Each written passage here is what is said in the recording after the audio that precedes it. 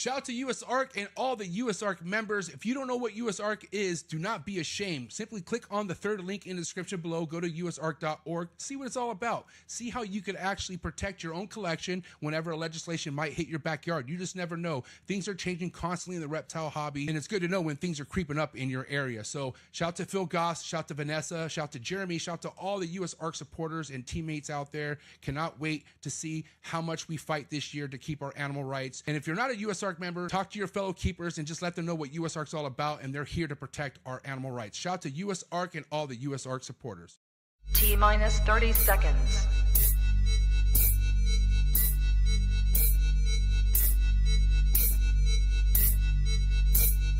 T-minus 20 seconds.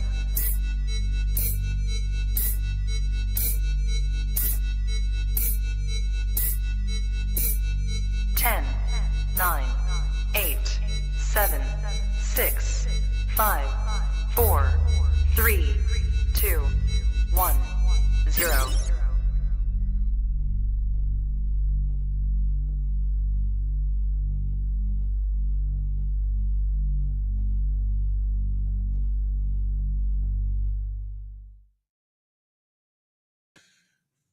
Trap Talk Reptile Network, coolest reptile network in the world, episode 723.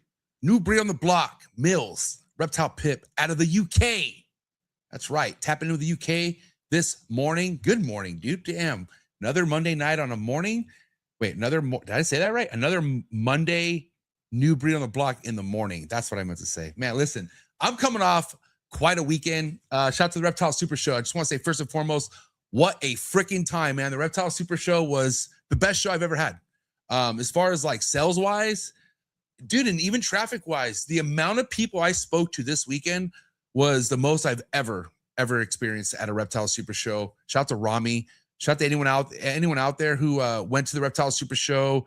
What's crazy to me, a buddy Nick of mine who is a affiliate of Morph Market. I mean, his wife works for Morph Market. He posted something about, you know, the traffic and how packed the Reptile Super Show looked. And boy, were the comments just negative. I feel like some people out there just don't want there to be like a growth in the market. I don't know what it is, but it's crazy for me to see. At the end of the day, if you guys want to know what's really happening out there in the reptile world, go to a Reptile Super Show, 100%, or come vend one. Shout out to Emilio Villarino, my boy. You know, obviously Milo's usually with me, but he was here all weekend. Just got under 10K in sales this past weekend. He had an amazing time, commuted all the way from Miami. So listen, dude, don't listen to any freaking little negative, like people who aren't even in the game. Okay. I'm telling you right now, fresh off the Reptile Super Show, it was a badass weekend. Okay. So again, dude, I had an amazing time. Shout out to Rami, one of this network sponsors. I got to tell you right now, man, the Reptile Super Show is a place to go if you want to get excited to be a part of the reptile world. Just as a keeper, you know what I mean? Like if you're not even like thinking money, if you're not even thinking, let me make this a business, good, dude. Go to Reptile Super Show and see how many other fellow-minded people like yourself will enjoy, just love being a part of this hobby, man. And the Reptile Super Show is a place for that. And I'm looking forward to the next one. That would be the LA Pet Fair. The biggest, that's even bigger in June, okay? I'm sorry, July. And July 11th and 12th. Gonna also be going down in Pomona, the fairgrounds. I'll be there for sure. I won't be vending, but I will be there in attendance. I'll be there vlogging. I'll be there hanging out with Morph Market. I also want to say shout out to another sponsor, Morph Market Shipping. I was with Morph Market all weekend as well. And it was just an awesome time to see how many people were swarming the Morph Market booth all weekend. Yeah, shout out to Morph Market for putting out free merch. The free merch did not last whatsoever. But also, man, you had so many people just conversating with a lot of the Morph Market team members, asking questions, a lot of praises over the whole weekend. So Morph Market, man, you guys are doing it. I got to tell you right now, Morph Market is living up to the name. And shout out to Morph Market and the entire Morph Market team. So proud to be a part of Morph Market. And yeah, so many more things to come. Shout out to Darian for launching the new live feature on Morph Market's website as well. And yeah, man, a lot of big things coming from Morph Market. This is just only the beginning, guys. So you guys are in for a treat. Anyone out there who's been on that Morph Market bandwagon, guess what? You're going to be on it for a long, long time. And yeah, shout out to Morph Market. Shout out to the entire Morph Market platform. You know what I'm saying? Also, tonight's episode is brought to you by, can't keep saying tonight, it's the morning, right? But yeah, shout out to Jersey Guys Balls, man. If you're into Sunset Puzzle, Tornado, Monsoon, dude, you got to check out this amazing father and son duo. Seeing these guys grow in the game and to now call them one of my main sponsors. Not anyone could be a main sponsor, dude. I'm very picky of who becomes the main sponsor of this network. And dude, these guys, they're doing it right. You know, yeah, they put in a lot of work. They grind extra hard. It's probably why they became what they became. But dude, they're nowhere near where they want to be at. The growth is still there for these guys, and I would follow them right now. Jersey Guys Balls. Again, if you're really into the sunset stuff, puzzle, monsoon, tornado, dude, tap in right now with Brett and John over at Jersey Guys Balls. Appreciate the support. Also, tonight's episode is brought to you by RGI. This morning's Rare Genetic Inc. Shed tested should be turned in to the best doing it in the game, and that's Rare Genetic Inc. Shout out to Dr. Ben, and shout out to anyone out there who follows our YouTube channel, because that's where you can stay updated on all current events, new announcements. So head over to their YouTube channel, Rare Genetic Inc. Subscribe, and also follow them on Instagram. Shout out to Dr. Ben. Shout out to Sean. Shout out to the entire RGI team and family doing really big things. And also tonight's episode is brought to you by Clutch. This morning, I'm going to keep fucking up. What do you want me to do? Number one organization app in the game for sure. You're coming to the ball python game. You better be organized. You better look like you are definitely know what you're doing. And Clutch helps you do all that.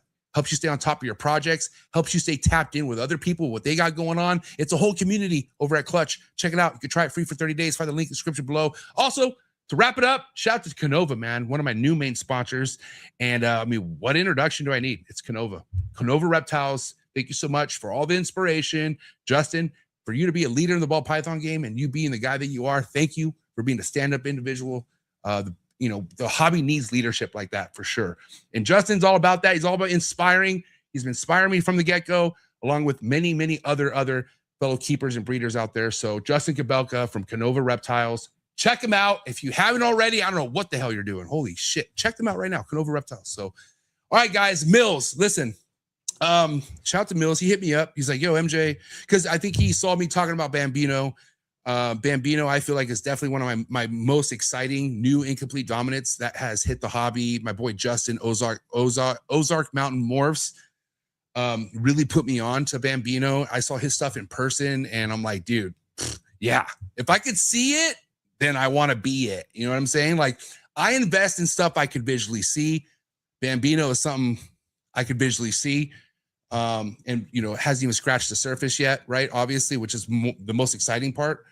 But man, there's so many questions with Bambino. And what's cool is, like, we got this guy Millz from UK who discovered the Bambino gene. But it's just not all about Bambino tonight, which is crazy. There's a lot of stuff we're going to be talking about that this man has his hands on. And he's excited to share it with you guys, all right? So without further ado, let's get this morning, afternoon, nighttime, because somewhere around the world, wherever you're watching, it's one of those. You feel me? And it's Trap Talk. We are global. Shout out to anyone in the UK watching, but you guys are in for a treat. It is that time. Do what you got to do to get your mind right, and do what you got to do to stay hydrated for episode 723. Millz, ReptilePit, out of the UK. Let's go.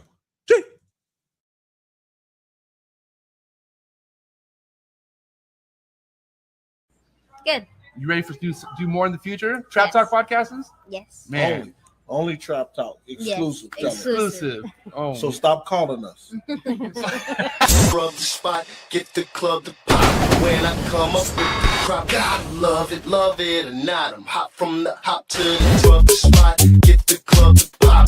When I come up with the rub the spot, get the club to pop. When I come up with the rub the spot, get the club to pop. When I come up with the rub the spot, get the club to pop. When I come up with everybody, we do it. Everybody, we do it.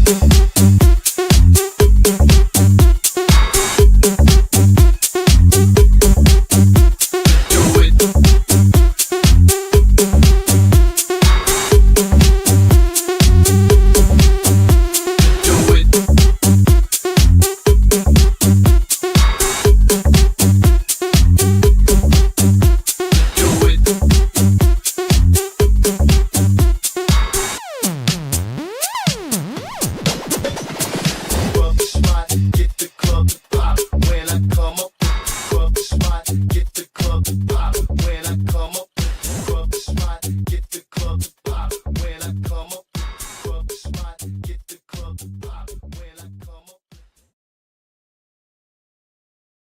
And we're live, episode 723. Gonna welcome Millz from the UK. What's up, Millz?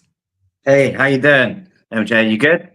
I'm great, bro. Listen, I love the UK, bro. I don't know what it is. Remember I told you we talked, like I used to have a UK series. Like I had a series, it was called Dabs and Coffee Sessions.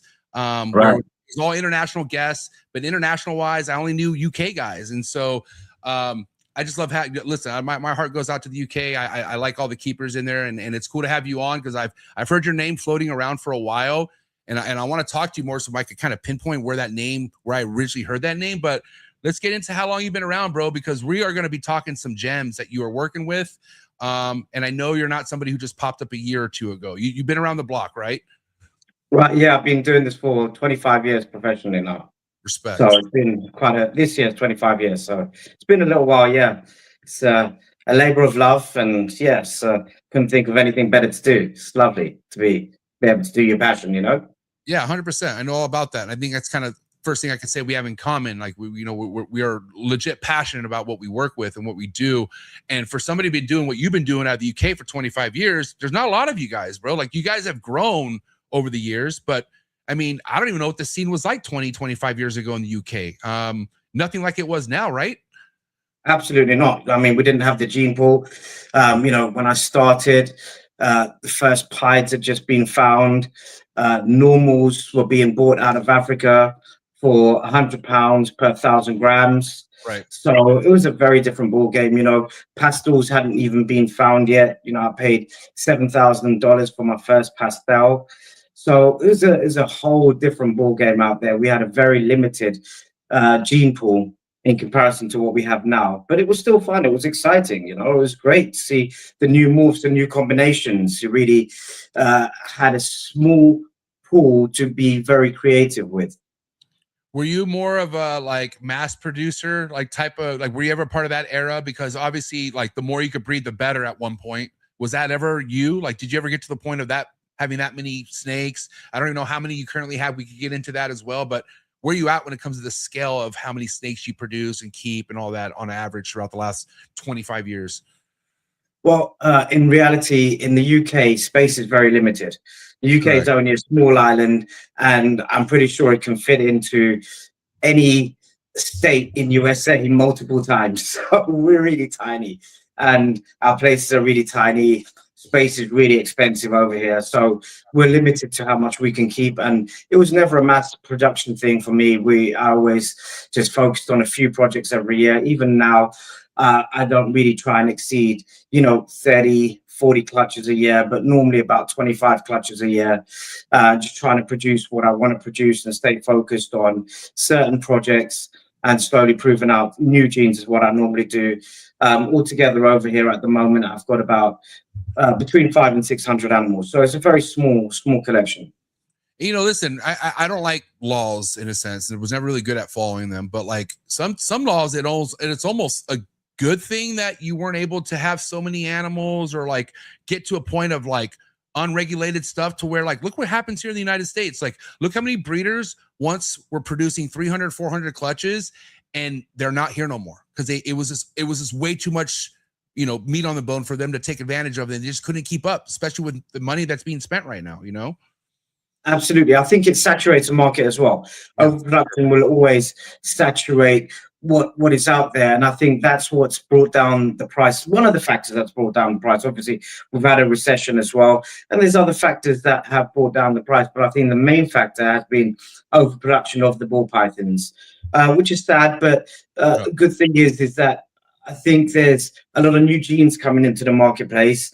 And I think people can build a whole new gene pool with those new genes interacting with the pool that they've already got. So I think we're in a fortunate position again. I think the whole market will turn around over the next couple of years.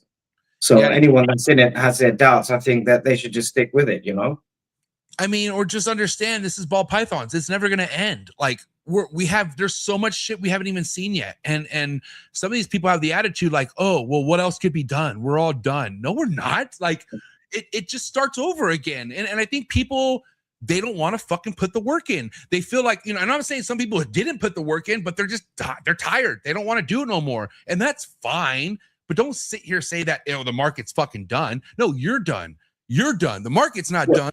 You're done. And you know what? This weekend proved it at the Reptile Super Show. Dude, I had the best sales I ever had. I had the most interactions I've had with people I've ever had. My boy Emilio, same fucking thing. My buddy Dennis Smith, who was right next to us as well from Serpent Smiths, dude. So I don't, again, a lot of the negativity does not come from the people actually doing the work. Like people like us, we are so consumed with the work that we're doing. We're excited about it. And we're happy to be a part of it. And I feel like it's that easy to be happy to be a part of the ball python game. Look at the future. It's the future.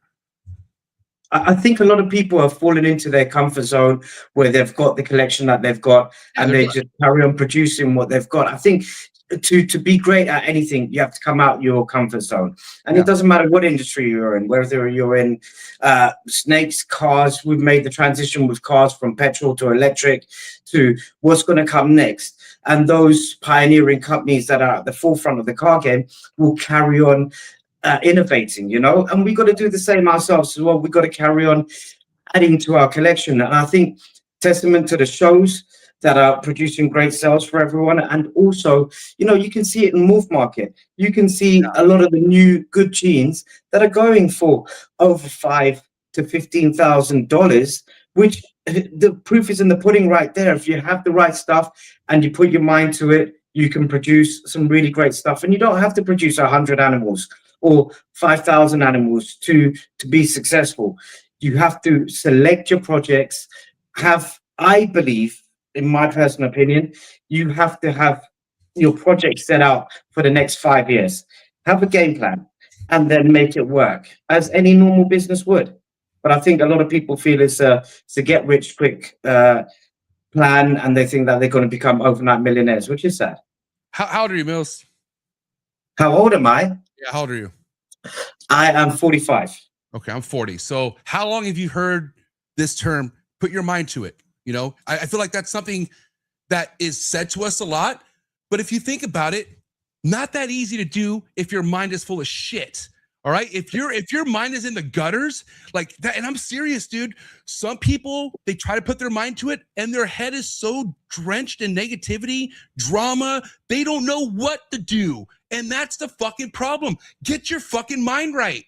And again, not as simple as it sounds, because I've been working on myself for years, but it's not that, it's easy. Again, I've heard this my whole life. Put your mind to it. It's just not that easy for people right now.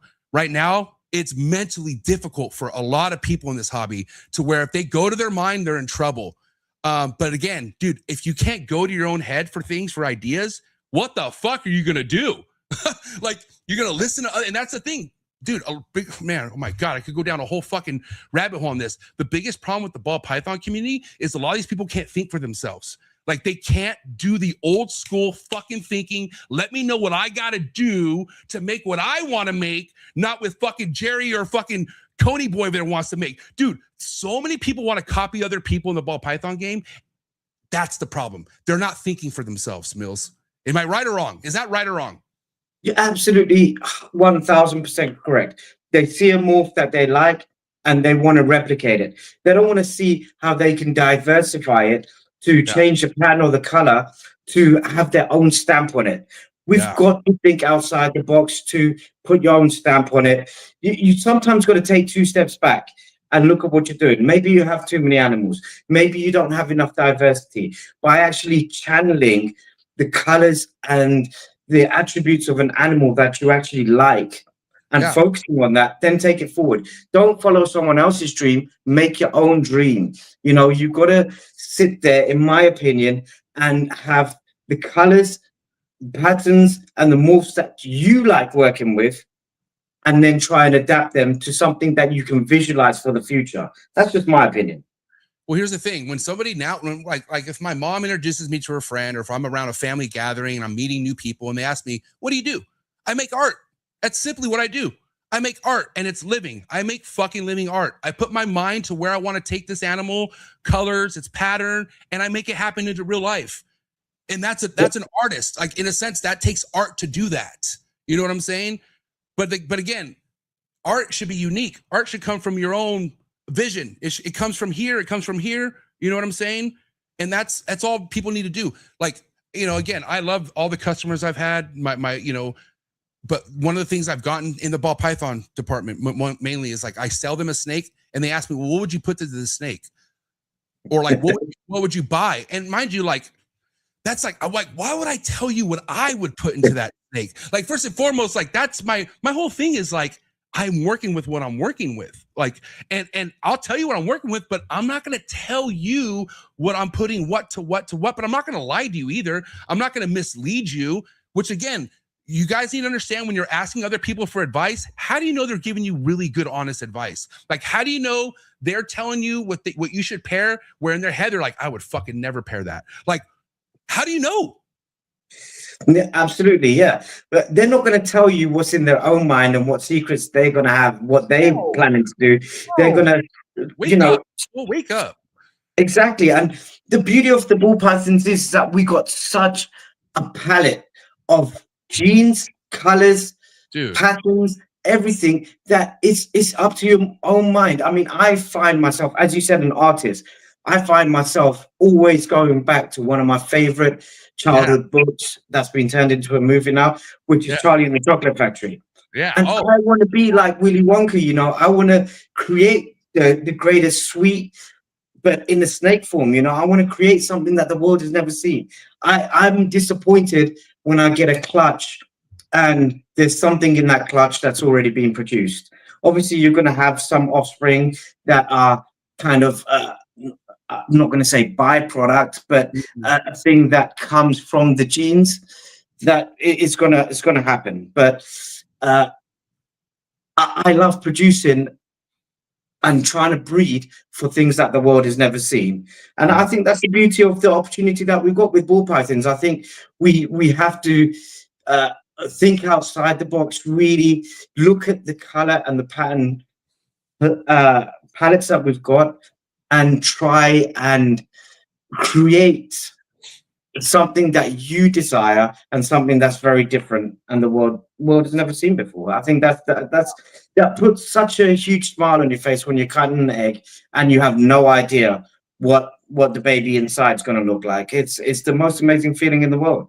I've had more excitement and like, holy shit, did I hit that? Versus like, oh shit, I didn't hit it. And I know it all evens out. It's like the odds and evens, they all work itself, but it just doesn't get old seeing something living in the egg for me. Like for me, at least, like I'm breeding something. And that's why, like, yeah, you know, I do get my head caught into the clouds with the chondros and emeralds, but if I have a ball python clutch and it's pipping, my heart starts getting excited because the reptiles coming out of a fucking egg. And I love it.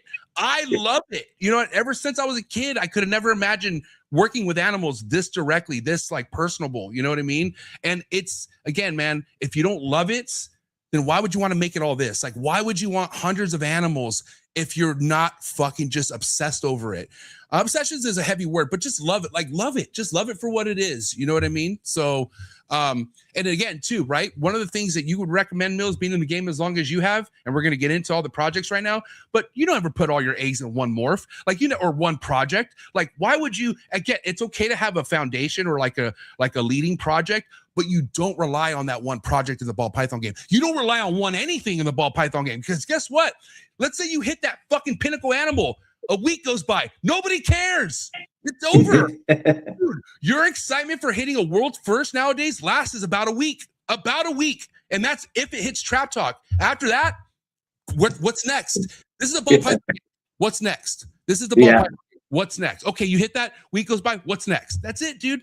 It's never, and do you ever see Justin complaining or Miguel or fucking people like Levance? They just keep making more heat. It doesn't stop. But the thing, takes work and it takes time, Millz.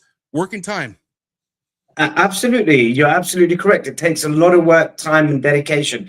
And really, this is a leisure of love. And if you can make it into a business, I mean, you know, it's great.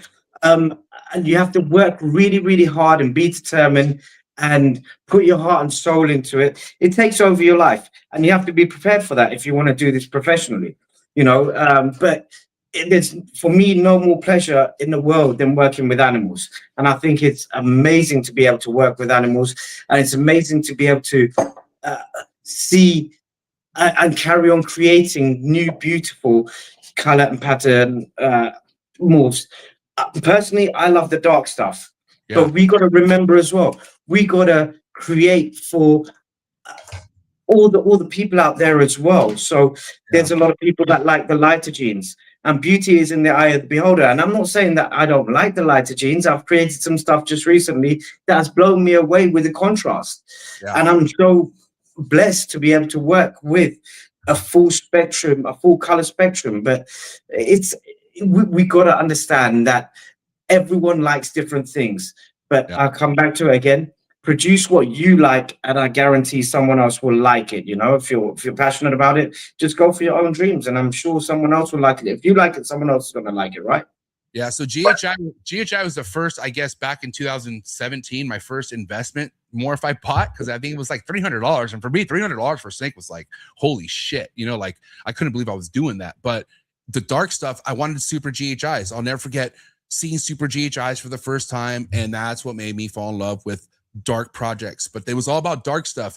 But guess what, dude? If I had nothing but dark stuff, after a while, like where's the diversity? And then now, luckily, you know, I got super gravel DG shit. I got shit that pops, and it's so cool when you have it all. Like when you got, oh, you want dark stuff? I got you. Oh, you want some bright stuff? I got you. Oh, you want some fucking black and white shit? Look at this Exantic. Like having it all is ideal, but again, not easy, dude. Because first and foremost, to have it all, you can't do that in the first few years. Like you're gonna burn out, and that's what people started doing. People try to max out how many projects they can get, thinking in 5 years it's all gonna take off. But guess what? Not the case. Now you have all these projects that hasn't even fucking flourished yet.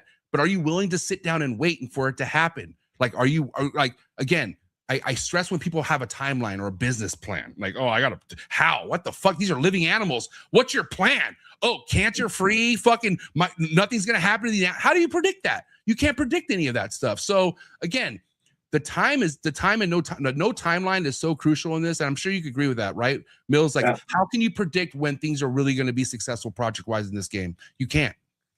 There's no chance. You can't predict anything, you know. It's down to nature. We can't control nature.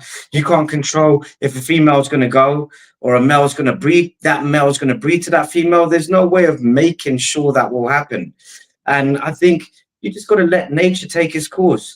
And also, you know, you've got to appreciate that these animals are precious in their own right. They will do what they want to do. So as much as you want to take a project somewhere, you got to respect them and their time. So a project can take, you know, like it has with me, 15 years to actually get something going. I've still got a project downstairs I've had for 15 years that I was nurturing as a baby. She still hasn't bred. And, you know, this year's the first year that I feel that she's been a good enough, well, last year, sorry, a good enough size to be able to breed. But she came in skin and bones from Africa. She was so tiny, and I had to hand feed her for 2 years. She wouldn't take a meal, whether it was live, defrost, she wouldn't take no meals unless I had her in one hand and the rodent in the other hand. If I had the rodent in the tweezers, she wouldn't take. I had to have the rodent in one hand and gently put it towards her face, and that's the only way she'll take for 2 years. Yeah. Again, though, like we're talking like things that are happening to people and they call it quits. And it's like, dude, what are you doing? Like, why are you packing it up only because now it didn't happen the year you wanted it to happen? And that's the thing. Like, man, I used to say how easy ball pythons were, and they're easy to breed, but to be successful, not easy. It's not. You really got to have it in you, dude. And you got to be fucking a savage at business. You got to be a savage at social media. You got to be a good people person. Like, you got to know how to connect with people, because here's the thing. You got to know when you're dealing with a shitbag and when you're not dealing with a shitbag in the ball python game, because sometimes they're hard to see and they do come out of nowhere. I mean, what are your, before, again, we still have to talk about all of your projects, but like the whole, and again, I had Ralph on, but talk about Cosmos, and I give Ralph so much props for fucking coming on the show, breaking it down. You know, that I feel like more people should do what he does. Like, if anyone's getting called out or something, come on and talk about it. And fucking Ralph, he did that, and I have so much respect for that guy for doing that. But you know about the hurricane drama, right? Yeah. Okay, so like, how much of that have you experienced firsthand, Millz, where you're like, you know what, like this guy just isn't who I think he was? And I'm not saying Hans is that, but that is a fucked up situation from what I'm hearing. But I'm curious, like, how much have you been thrown off by people in this hobby, like either in the States or in UK, but people you thought you could trust, and it just, holy shit. I mean, less is more, or more than you think? I'm curious.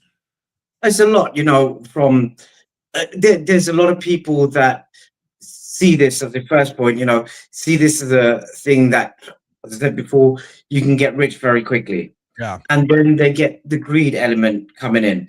Then they all about the money, and then they will say anything to you to try and play it to their advantage. There's a lot of people that when the greed sets in, the money sets in, and that's all they're focused on. And there is people that I think should take more time in breaking down genes, especially new genes. You've got to be certain, and this is where there's I think, because the new gene situation is quite new. Yeah. And it's a hugely exciting thing when you find a new gene and people want to show it to the world, and there's a demand, and sometimes you can sell it slightly prematurely without breeding enough clutches to break it down and understanding if there's a hitchhiker gene or anything else involved. A lot of the times when animals, from my experience, come from Africa, they are hiding one or two more genes. Sometimes they're recessive, sometimes they're subtle, incomplete DOMs, sometimes they're quite obvious incomplete DOMs, but it can take 2 or 3 breedings, 2 or 3 clutches, maybe even more than that, to actually be able to understand that there's 2 or 3 genes in play and to isolate the extra gene as well. So it takes time. I think one thing I would say about anyone that's getting into new genes is take a good few years to make sure that you understand the breakdown and all the markers of that new project that you're working with, to be able to explain everything and show the differences, so that you've got confidence in your new gene and that you have no comebacks on it. Yeah, I mean, I think about what's the safe route when it comes to working with something you think is brand new. Well, if you want to name it, God bless you, name it, but keep it for yourself and keep showing examples, get to the point of breeding, and then guess what? Breed it again. And then guess what? Breed it again. And then guess what? You have a resume behind this fucking morph that you could talk about. And also, I hope you're collecting sheds, right? If you really want to make sure you got something and you're not shed testing and it's been 3-4 years and you're selling this morph for $11,000, are you fucking kidding me? What a joke. That's what I have a problem with is okay, you discovered a gene that looks just like OD and everyone's telling you it could be OD, it could be a line, and you're fucking standing on this horse saying, no, it's an $11,000 morph. People are paying that, and that's what I'm going to get, and you're going to milk that till it's dry? How did that work out for you? Yeah, absolutely. Like, I think shed testing is a very new thing as well. And I think now that they're getting, more technology behind the shed testing, I think people can be more confident with it. I think there was a lot of skepticism behind it with some morphs that were inaccurate, but that was early days of shed testing. So we got to appreciate that as well. As technology grows, we can have more confidence in it. And I think people will start doing that more and more. But as we know, we had the issues with the DG and stuff like the lesser and the butter and a few other morphs. And I think that knocked a few people's confidence. It did mine, to actually do that, to make sure that the water didn't get muddied. But I'm hoping that this year, with all the new technology that's coming in, all the stuff with shed testing, it's gonna really revolutionize the whole game. And I think you're absolutely right. People should be doing that. But I still do think that there's a little more advancements that need to go on with the shed testing. So it gives everyone confidence. But it helps you look stronger, right? Like if I tell you, hey, Millz, I got this new morph, I'm showing you pictures, and then I'm telling you I'm collecting as many sheds as possible. Hey, I'm trying my ass off to prove this off. That's all that shows, is that you're trying to prove this. But if you tell me I'm not doing shed testing, I'm good. Like, what? Like, how you gonna pull this off? So you know purposely, the longer you go without shed testing and the more you find out you can't shed test this, right, for whatever reason, How is this going to sustain? You know this. You know you're selling the price for this more because you could do it right now, and it's about to fucking be over until at that certain point where people start connecting the dots. Which people connect the dots. That's one thing I love about this hobby. People are connecting dots a lot quicker than they used to. Like this hobby was terrible of people getting taken advantage of. Like with hets. Like think about shed testing before. Think about hets before shed testing, right? Like you know how many stories I heard of like motherfuckers getting like taking advantage, $1,000 of fake hets and stuff like that. Where now you just can't do that anymore. Like it's, and again, if you do that. You know, this hobby is very unforgiving now when it comes to shit like that. And it should be because look at the money involved. We're talking people who make a livelihood out of this. Okay. Yeah. I've been at Kabelka's place. It's fucking crazy. I've been to other ball python breeders' place. It is fucking crazy. The life this hobby could bring you is insane. Okay. So again, we should be fucking professional on top of our shit when it comes to stuff like this. I really do. Yeah. I think it is going to become a part and parcel of ball python breeding. I think with a new morph, I believe you have to have shed testing done from a couple of different collections, and there's a good number of different shed tests that have to be done. That's only what information is being passed on to me. Maybe they've made advancements, and that would really help if there's less number of sheds that could be done from one collection from, say, 5 different animals. It would make it much easier to actually put a new gene on a map. And I think that time will come as well. But when you need, I think from the last time I heard, you needed 40 different sheds, and they needed to come from all different morphs, or all different all different animals. Okay, maybe I'm wrong. You know, maybe it's changed now. No, honestly, it's not easy. I'll tell you that. Like to go ahead and get shed testing for a new morph, it's going to take some time. That's why it baffles me when someone tells me they've had this new gene that they're selling for thousands of dollars for 5 years, and they never once considered to collect sheds. Like, you know how many sheds you could have gotten the last 5 years, Millz? 5 years? And then also from the customers, like telling them, hey guys, let's get our sheds together. Like let's figure this out together. No, because guess what? You don't want people to figure it out. That's what I'm connecting the dots on. You know, that's the only way I could see not wanting to collect sheds is because you don't want people to figure it out as soon as you think they can figure it out. That's it. Listen, I'm a hustler, dude. I know how. I just feel like motherfuckers are working it like that. I really do. And I hope I'm wrong, but from what it looks like, I'm not wrong. So there you go. I think shed testing really exploded from what I saw in 2024. It started really coming out, and 2025, you know, the new companies started coming out. It really exploded in a big way. So I think moving forward, I think people should really take heed on shed testing. But I think, you know, it's if it's been out for the last 5 years, I think it's not been out there so much. And I still will go back and say I don't think they had enough technology. I think moving forward, 2026, I think it's definitely a thing that everyone should be doing and everyone should be understanding. I think, you know, 5 years ago, I don't think people even knew about shed testing, let alone thinking about collecting all their sheds for it. But I think moving forward, I think it's going to be an integral part of the ball python industry, and I think hopefully they'll spread it out to other markets as well. You know, hopefully they'll be able to map a lot of different species as well. 1000%. I'm gonna shameless plug one of my sponsors. Shout out to Devin and Teresa over at Prog Morphs.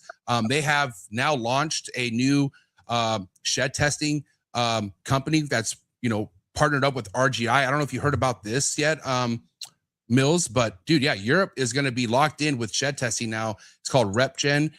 So guys, make sure you follow Prog Morphs and also follow this new page. And again, it's all collaborated and powered through RGI. So Europe is not going to have an issue with shed testings now. I don't feel like. I think again, 2026, like you said, Millz, dude, wake up. It's time to clean up the act a little bit, and it's all about proving what we have. I feel like in 2026. No, that's really good. I didn't even know about that. So that's really good that you brought that information to me, and hopefully I can reach out to them, and maybe I can work with them from the UK to get people from the UK to actually work with a company like that. I think that would be fantastic. You know, Well, that's really helpful. So I really appreciate you bringing that to my attention. And I really encourage you reaching out to them, because Devin and Teresa are some of the nicest people I've ever met in the hobby. They're they're all about the hobby and growth in it. So, dude, please reach out to them. They're awesome for sure. I really appreciate you bringing that to my attention. Thank you very much, MJ. Thank you. All right, let's get to it. Bambino, buddy. Woo! Hey, dude, listen. Coming off a lot of, well, again, shout out to Ralph, man, but Cosmos, that whole debacle kind of like dampened my mood a little bit, just because I'm like, oh man, like now we're questioning Cosmos. And what's crazy, after that episode, just people started hatching out some crazy looking Cosmos, and it's still like, you know, it's in the works. But man, shout out to Justin, Ozark Mountain Morphs, good buddy of mine, good supporter of mine. He put me on game with Bambino, and then I saw some of his Bambino in person. And it like didn't have a lot of genes in it. I think it was just almost singled out. But dude, Bambino, I feel like very powerful, a force to be reckoned with in the future. Let's get to the meat and potatoes of how you discovered it. How does something like this land in your lap? Let's talk about it. So I was very fortunate from 2008 to start bringing shipments in from Africa through a very good friend of mine that I was working with in USA. It was actually my first broker in USA that brokered animals from USA back to me. I was bringing stuff in from Ralph Davis, you know, the original legend back then. And he had a contact in Africa. And so I started bringing in stuff from Africa through him. And then a few years later, he got out and he gave me the contact. But through those years, from 2008 to 2012, I was bringing in stuff from Africa, and that was really my passion. And I was looking at things that looked different. There was some stuff that was obviously different, but there was some stuff that was very subtle as well. And I always had a penchant for like the granite type jeans. I loved that, the different look on them, the speckling through them. It was just something that I had a passion for. I never, in my wildest dreams, bought it with the thought that, oh, that jean's going to blow up this big. I just bought it because I like the look of it. I thought it looked totally different to the other stuff that's out there. There was, you know, some subtle granite type jeans out there back then, but there was nothing kind of as expressive as the Bambino was. The color spectrum, to the speckling, to those kind of I call them kind of space invaders. They're not quite alien heads. They're just really weird, wacky patterns on the side. Hey, what a movie, dude! Space Invaders. Did you ever watch that movie, Space Invaders? No, I just played the arcade game. That's all I did. You know, I played the arcade game, and that's what reminded me of. There's an actual movie in the 80s. It was called Space Invaders. And honestly, I haven't remembered that movie in years until you said that name, dude. It is fucking hilarious. I'll send you the link after the episode. It's a funny movie, dude. But yeah, Space Invaders. Yeah, that was also iconic 80s. Was that on Atari? Or is that or that one fucking joystick game? Or was that the actual Nintendo? No, it was out way before then. I think it started coming out in the arcades way back when. Yeah, right.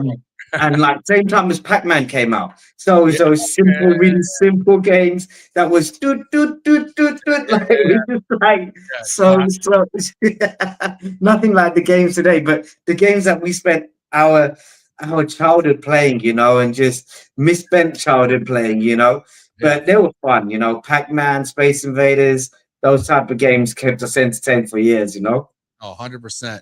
So let's kind of get to you know, as far as like, I don't know, like I feel like some people are late to noticing that they have something special. Like at what point did you like get to the place where you can name it Bambino? Like, well, let's get to that.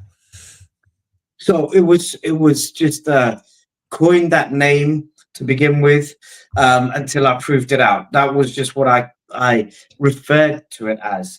And then I bred successfully for the first time after about 7, 8 years. I bred the Bambino and got a successful clutch. I bred it to a purple passion yellow belly. Oh, wow. Okay. Purple passion. And so obviously allelic, so I would know what the base is.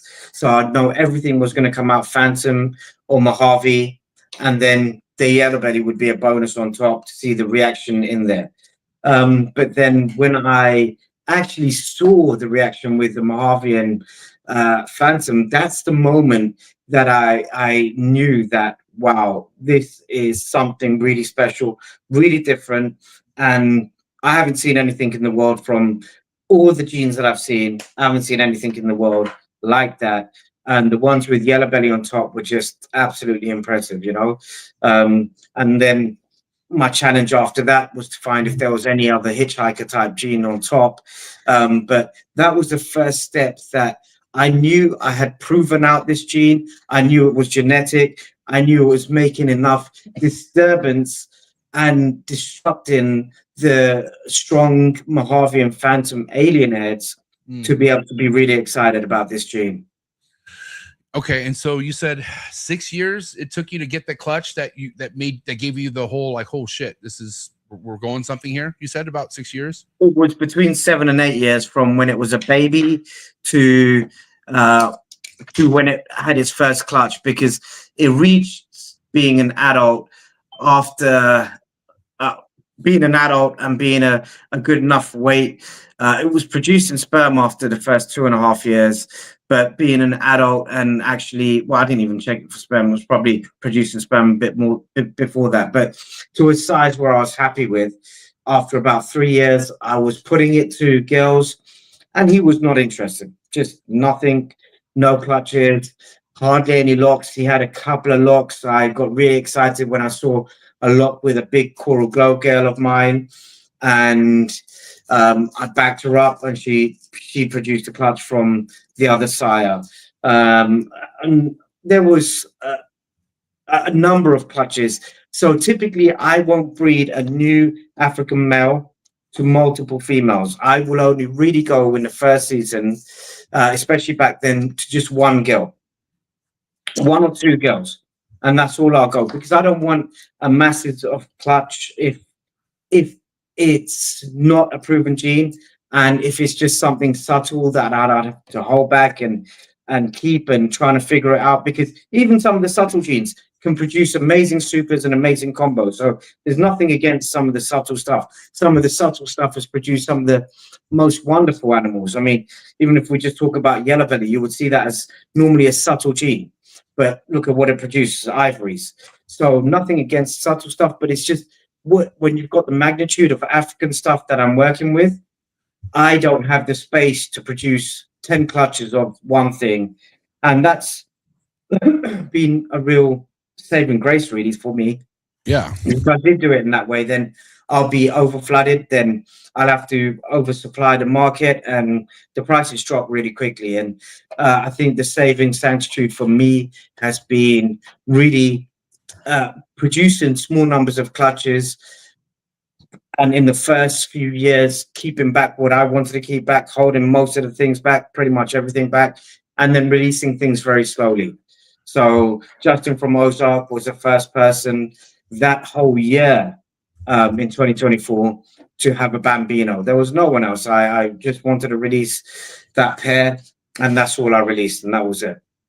You know, listen, I've known Justin for, you know, at least 3-4 years now. And, you know, I knew he was up and coming.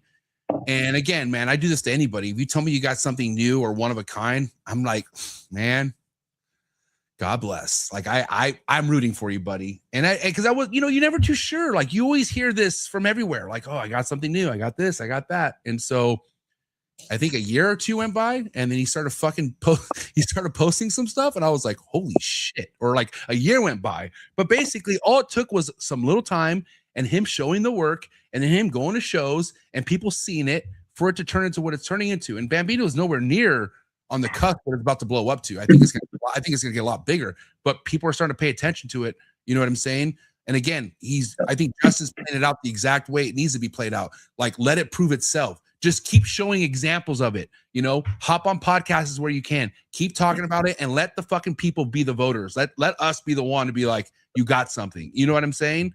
And it's that simple. You know, I feel like again, going back to not having a timeline and just doing the work, like what you were talking about. And my next question for you, Millz, is like, what kind of, I don't know, I'm not concerned, but like, if you get something like you're talking about, who do you go to for guidance? Like if you feel like you got something, like in the case of you, like, do you feel like you had to reach out to somebody and be like, hey, can I get your idea on this? Or can I get your opinion? Did you reach out to anyone like that? Or do you feel like you have to, like, how do you delegate when it comes to like reaching out to your fellow peers, like maybe people that you respect, other people that are killing it in the game? Like, do you feel like it's important to reach out to them and to seek validation, I guess? I don't know.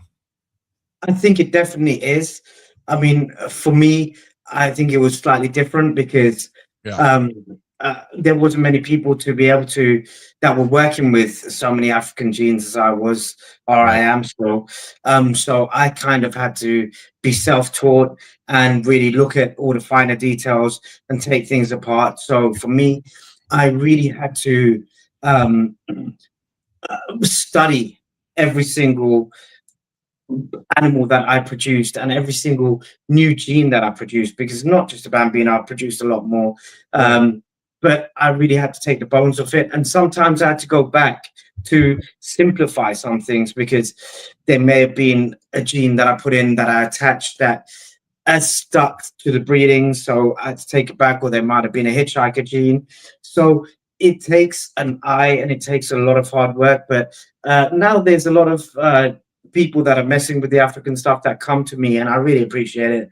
And I really try and help where they are. And there are some great people out there that have a good eye, that really have worked some African stuff that should be reached out to. And I think people are reaching out to them. And I think it's great that the ball python game now, that I think a lot of people have got out, I think it's becoming more saturated. And I'm hoping that it becomes more of a community affair now, I hope that people can really pull together and work together rather than working in cliques and trying to, put people down and destroy names and try and build their business up by putting someone else down. I think that's the wrong way. I think we need to come together, and that's the way the community can actually be a community, a true community, So it doesn't matter if a person's buying off you or not. If they want an opinion and they want your time, try and give them your time, I think that's a blessing that you've got, because you've got the eye, and it's a blessing that they're reaching out to you. So give them time. That's the way I see it anyway. I think that is happening more than it used to. It's just more behind the scenes. Like, we only see what we see in comments, and like, the loud ones are always publicly in the comment section, and they're the ones that are always like out voicing the positive side, because there's so many of them. There's so many negative people in comments. But really, as Justin had nothing but great things to say about you, and there's a lot of good relationships that are strong happening behind the scenes right now. I just would like it to be more publicly known that we are a community. Again, I was talking to Justin not too long ago, and I just wanted his opinion about like the bottom feeder dwellers, like the ones who are like so just pity partied. And at the end of the day, he's like, dude, the ones that are serious about this have nothing to do with those people. Like the ones who are really focused, the ones who are, again, serious, they're serious about this. They're not attached to negativity. They're not attached or even entertaining bottom feeding activity. They're too busy. Like when you're successful, you're busy, and you can't get complacent in the ball python game. It's going back to, like I said, cool. You made something cool. A week goes by, it's over. You got to keep grinding. It's like there's never a point in time where like, all right, take the year off. Never does that happen. You know what I'm saying? So whoever is thinking that's good luck. Take the year off. Let's see what happens. Let's see how relevant you are when you come back from whatever the fuck you do in a year. I don't know, but it's a lifestyle, Millz. It's a lifestyle that you never break. It's like the gym, right? Like going to work out. You want to stay fit, but then you get to the point where you're so fit, I'm not going to work out for 5 years. What the fuck you think is going to happen to you? You think you're going to stay like fucking Rocky? You think you're going to stay that good looking? No, dude. Like, yeah, you can eat good, but you're going to lose stuff. Your mass will go down if you don't work out. And it's the same shit with the game, bro. Like it's never ending. It's never ending. And people are just burnt out, bro. That's all. But again, this is meant to happen, right? And we think about how many people came in 2020, all right, the COVID boom, bro, this game isn't meant for that many people. It's really not. It will, but it got to gradually grow to that point. It can't just boom to that point. And that's what happens. everything just boomed. It just went straight to the top. So this is natural. I feel like we're to see this many people leaving.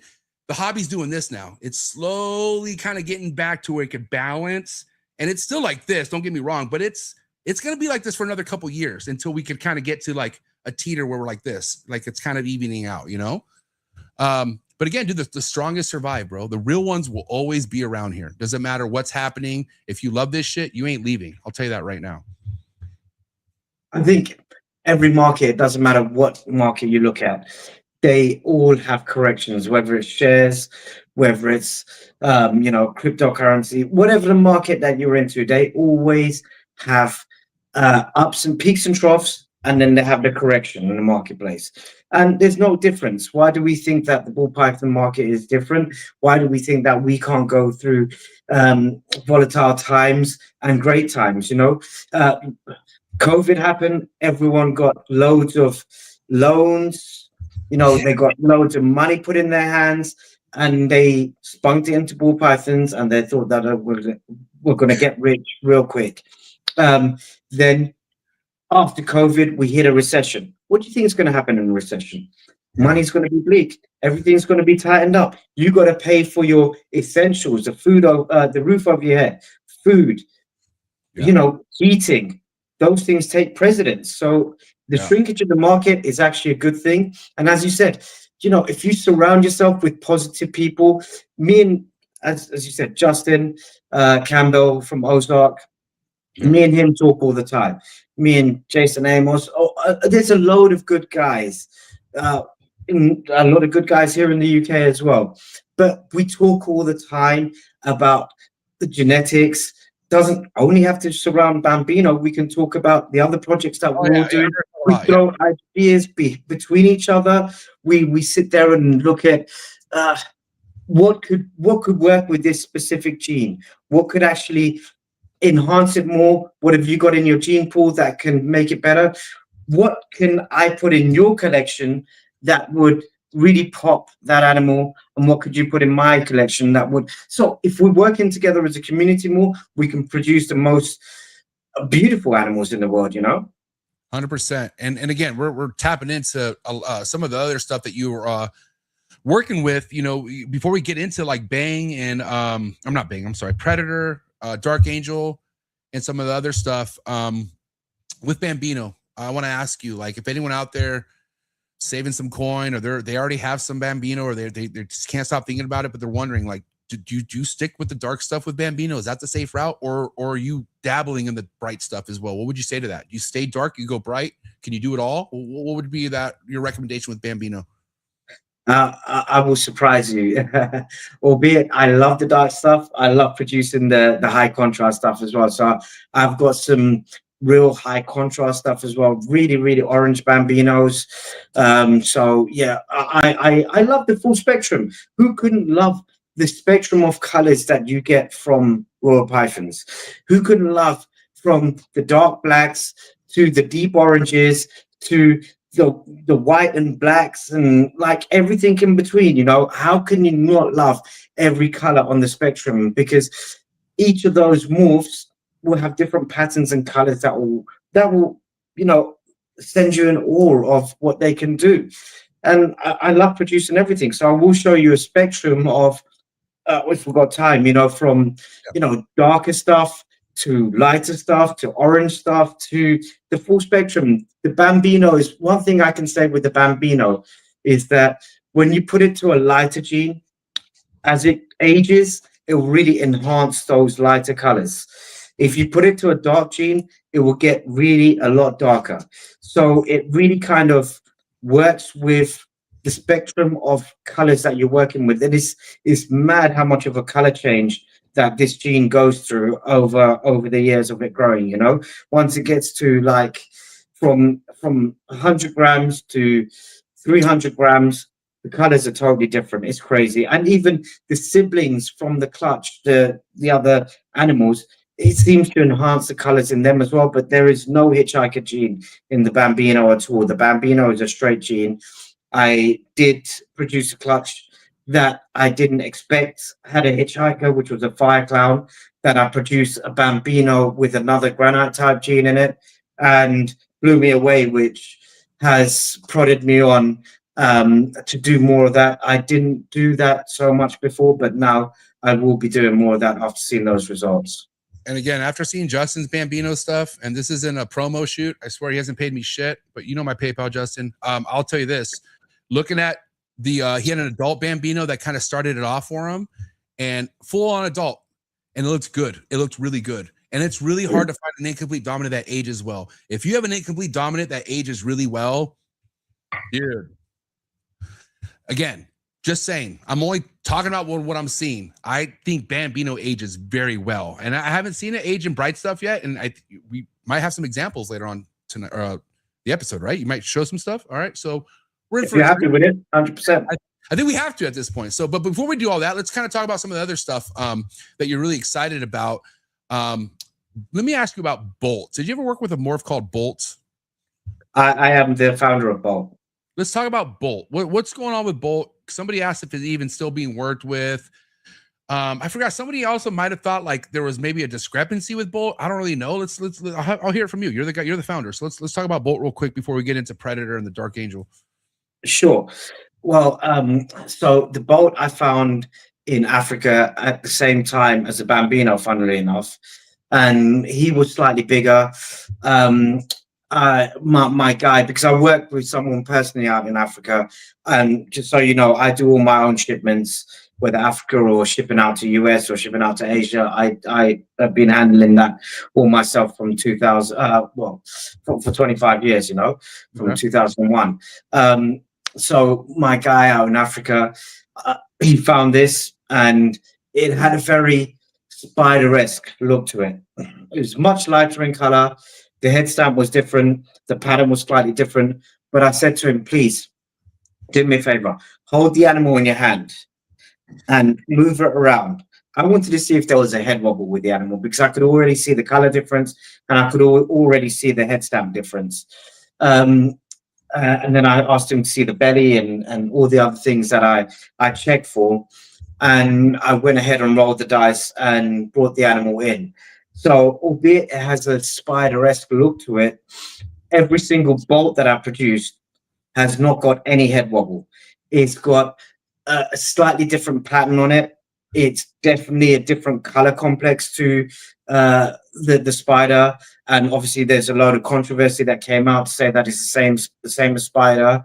And it did have a hitchhiker gene to it as well, which I managed to separate. And just for the record, I haven't sold any. I am still working on that gene. I am not ready to let any go. I have some answers to relinquish. I have proved out one thing. The Bolt is genetic. All the Bolts from 3 generations of Bolts, multiple clutches are produced. None have head wobble at all. Not one. I have done the breedings to Bolt to Spider and got the results that it is probably it's definitely on the same allele, because Bolt to Spider doesn't work. You know, they will create not straight white animals like Spider to Spider. They will have white with color and pattern on them. But they will die, whether in the egg or I've had one live for, I think it was about a month and a half. I had one live for 3 months, but it did die in the end. And then I did Bolt to Bolt as well. Got spiders and bolts, and I think there was 5 eggs out of a 10 egg clutch that all went off before they hatched. So that was conclusive as well. So the super doesn't work either. Champagne, it doesn't work. So I've got conclusive answers that it's on that complex. But the greatest thing is it looks similar, but it has no head wobble. You know, there's so many animals. The spot nose is one of the nicest and most powerful color and pattern mutations that there is out there. It's still on the spider complex. It's great. and it does great things. And the bolt is in the same way, the same thing. You know, it's on that complex, but it's not got any deformities at all. And I've produced some combinations that are fantastic. But the greatest thing is, what was the morph back in the day that brought so many people into the ball python game? Whether you were going into a pet shop or whether you were buying animals, what was the one morph that got everyone in to the ball python game and was game changing as a pattern mutation back 15-20 years ago? Pied or spider? Spider. Yeah. Spider. Back when spiders were, I know a friend of mine paid £20,000 for what he thought was a super spider. Back, you know, that was back, I would say somewhere around 16 years ago. He paid £20,000 for what he thought was a super spider, and he was excited about it. Yeah. And people were excited about spiders until I think a guy made a post on a video and saying that no one should have spider with deformities and stuff. And I get it, you know, the deformities with spiders is bad, but imagine being able to produce a bumblebee or a spider clown looking animal without no issues at all. Eats fine, no head wobble, no inner ear problem, no nothing. Imagine that. How would that change and revolutionize the game? Would it not? It wouldn't. I mean, no, it would. It would, because again, spider was something where if it wasn't for the neurological or the fucking, you know, the corkscrew thing, dude, spider would be so powerful. We even see people every now and again post an animal which you could tell there's some sort of spider complex in there, and it looks crazy. But guess what? Too spidery for me. I'm good. It's just because of the name behind it. And I don't think we should stop seeking maybe another better version of spider. It's possible, but at the end of the day, how much money did you make off Bolt again? How much? I haven't sold one. There you go. I'm not prepared. I'm not prepared to sell one at the moment until I relinquish a couple more questions. I'm not going to put a gene out there in the marketplace until. But I have got demand for Bolt. I could sell a Bolt tomorrow if I wanted to. In fact, I can sell a Bolt right now if I wanted to. But I'm holding back because I want to make sure I have the answers held. Don't get me wrong. If a partner of mine in the Bambino business has shown interest, then I'm talking to them. But they understand the whole situation behind it. I'm still working on it. To the public, it's not available. It's simple as that. You can sit there and offer me 50 grand now, and it's not available to the public. Simple as that. Until I answer my questions. That's the way I do business. Sorry if it's not right for people, but I need to answer my questions first to be a proper guy with a clean conscience, knowing what I'm selling to people. You know. I'm just gonna say sorry for the people who come to this fucking show to watch drama, because if you were collecting a lot of money, let's say you fucking, you know, you were scrambling this situation here, dude, we would have a different type of fucking conversation right now. Because again, why make so much money that has so much proven that needs to happen still? Like, the waters are muddy. The waters are really muddy. So why make a profit in a muddy situation? And you did not do that. So I say, Millz, good on you, buddy. Good on you. And the beauty of it is, you know, I had to do those experiments. I want to do a couple more, not to prove the head wobble or anything else, to see the reaction with other things, to prove that. I just want to answer questions in my own head, you know. Yeah, but I can show now, and I can demonstrate from a same clutch, which is brilliant. From a same clutch, from doing that spider to bolt breeding, I can demonstrate from one clutch a spider and a bolt and show you the exact differences, which I will be doing in a few weeks' time, maybe on your next show. I can actually show you side by side the actual differences between the two. And they're tremendously different, to be honest with you. It's not a small difference, it's a big difference. And I think when people can see these type of things, I think people will be able to appreciate it more, which is the work that I've got to put in. As a responsible breeder, I've got to put that work in. And if I didn't do that, then I wouldn't be able to sleep at night, to be honest with you. I mean, yeah, you won't, especially when people catch on. And that's what's crazy, Sure. bro. Like people are catching on, and these fucking assholes that were taking advantage of these people, now they don't know what to do. Now their backs against the wall. No, now they're calling me, telling me, MJ, what's happening? I don't know. You tell me. I'm not the one selling the fucking project. Why are you selling it to people if it's not proven? You know what I'm saying? Like, why?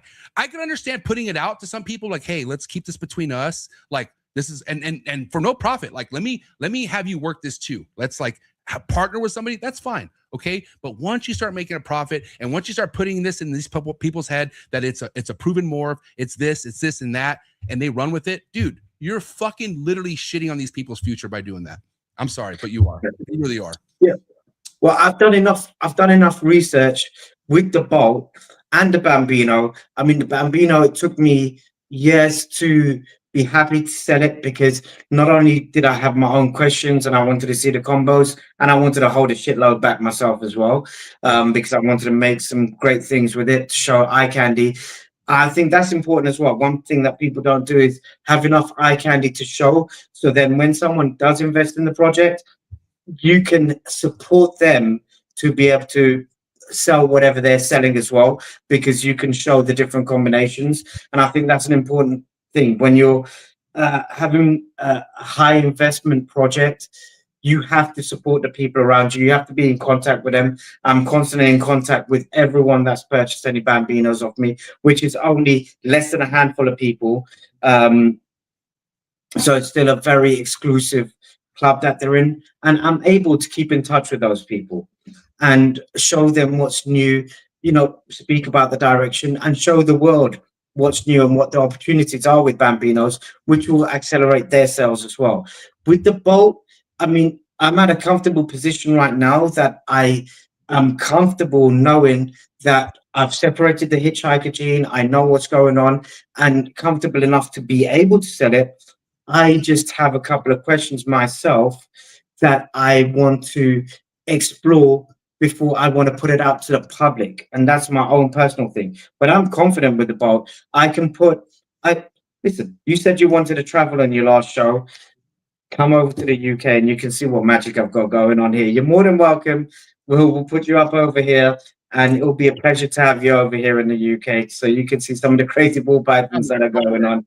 I promise you I'm coming to the UK. UK is going to be one of my, well, I think when I go visit Teresa and Devin in Prague, I'm definitely going to go to the UK first for sure. I got, again, like I said, I got so much love in the UK. So many people I'm still really good friends with, you know, Scott, and then I got my buddy Sal, and then, you know, Gavin, you know, balls to you. You know, I don't follow him as much as I used to, but dude, that guy is the reason why I was able to incubate my first clutch of eggs. Like his YouTube channel helped me out so much. And so I just always, and then also one of my very first friends out of the UK was Dorset Pythons.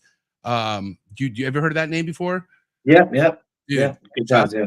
That's my boy right there, man. And so just listen, a lot of good people out of the UK. You know, I can't help but to pay attention to what a lot of people are trying to say, which could fix the Bolt situation, which is of course shed testing. So is that going to be a plan for you as well, to figure out like, hey, can we just separate, confirm Spider and Bolt so these people could see it and be like, all right, well, there's that. Is that in the process at all? Yeah, that is, yeah. We are looking to do that. Like, I feel like I'm getting more and more confident. I feel like, especially the connection that you've given me with Prague Morphs as well, we'll reach out to them. I think if I can have a couple more conversations with a few of the people that are doing the shed testing stuff, and I can have the confidence to know that they are looking deeply enough to be able to separate the smaller genes. And a couple of the shows that I've been on recently, they've been looking with the shed test at the finer details, and it's given me more and more confidence. So I am holding back some sheds now, and I think over the next couple of months I will be sending them through. But in all honesty, MJ, I think that will give, you know, the scientific background for things. But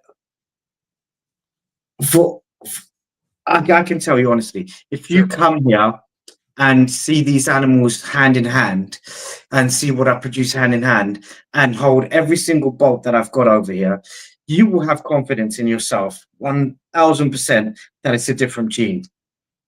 I've had a few people that I know that are very experienced in the ball python game that have come over and they've held them, and they're like, "Wow, what a difference!" So I think I know the confidence for the public. I will do it for sure. Yeah, no problem. Well, And I think it is important to do that. Sorry. I like high-end goods. I really do. Like, I have expensive tastes. But if I go to Facebook Marketplace and somebody has a fucking, I don't know, a Louis Vuitton jacket that I really want, let's just say that, right? If I go to that person can't show me a receipt. They can't show me like what Louis gives you when you buy a jacket. If those things aren't with that jacket, I'm not going to believe it's a real jacket. Even though I'm looking at it and I'm like, I could spot fake shit from a mile away. But even though I could see it and it looks real, it says made in Paris, everything looks great, but there's no receipt, there's no paper trail, dude, it's not going to go anywhere. Even if you're like, again, if I'm in your collection, Millz, and I'm staring at it and I'm like, dude, this looks completely different. I see it, but shed testing doesn't show that. I don't know what to say, dude. It's not going to have legs. It's not. You will have people. You would have people like your friends, colleagues who come and see it. But what about us? What about the ones who could invest? You got to make sure they got receipts, dude. Receipts is everything in this hobby now. I think it's a good point that you make, and I think it's very fair. And I will do it. And the beauty of it is that they've already done the test for Spider. So it's not going to be hard to map it against it to show that it is something different. It gave me a lot of confidence with them being able to map. I had a show with the Maasai the other day, and it broke a lot down for me. It really helped with understanding that they have tested other genes against the ultramel to prove certain things out. And I proved it out myself that my Maasai gene is compatible with ultramel.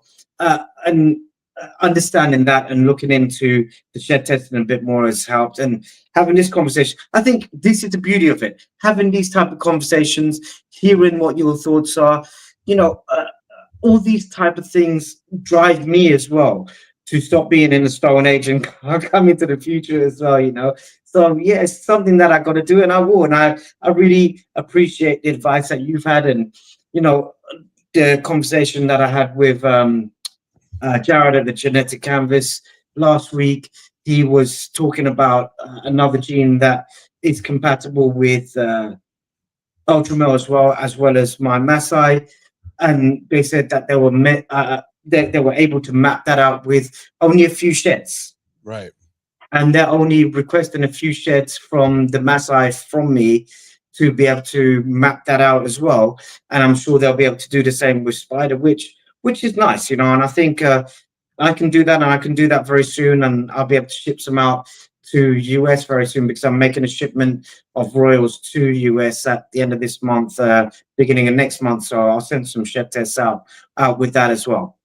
At the end of the day, dude, it's gonna, you got some non-believers in the chats. I could tell from your area that they're pressing you about shedding. So do it and shut these people up. It's that simple. It's that simple. Dude. And then again, let me ask you this: if it does test to be the same as Spider, what's the next move? What do you do next?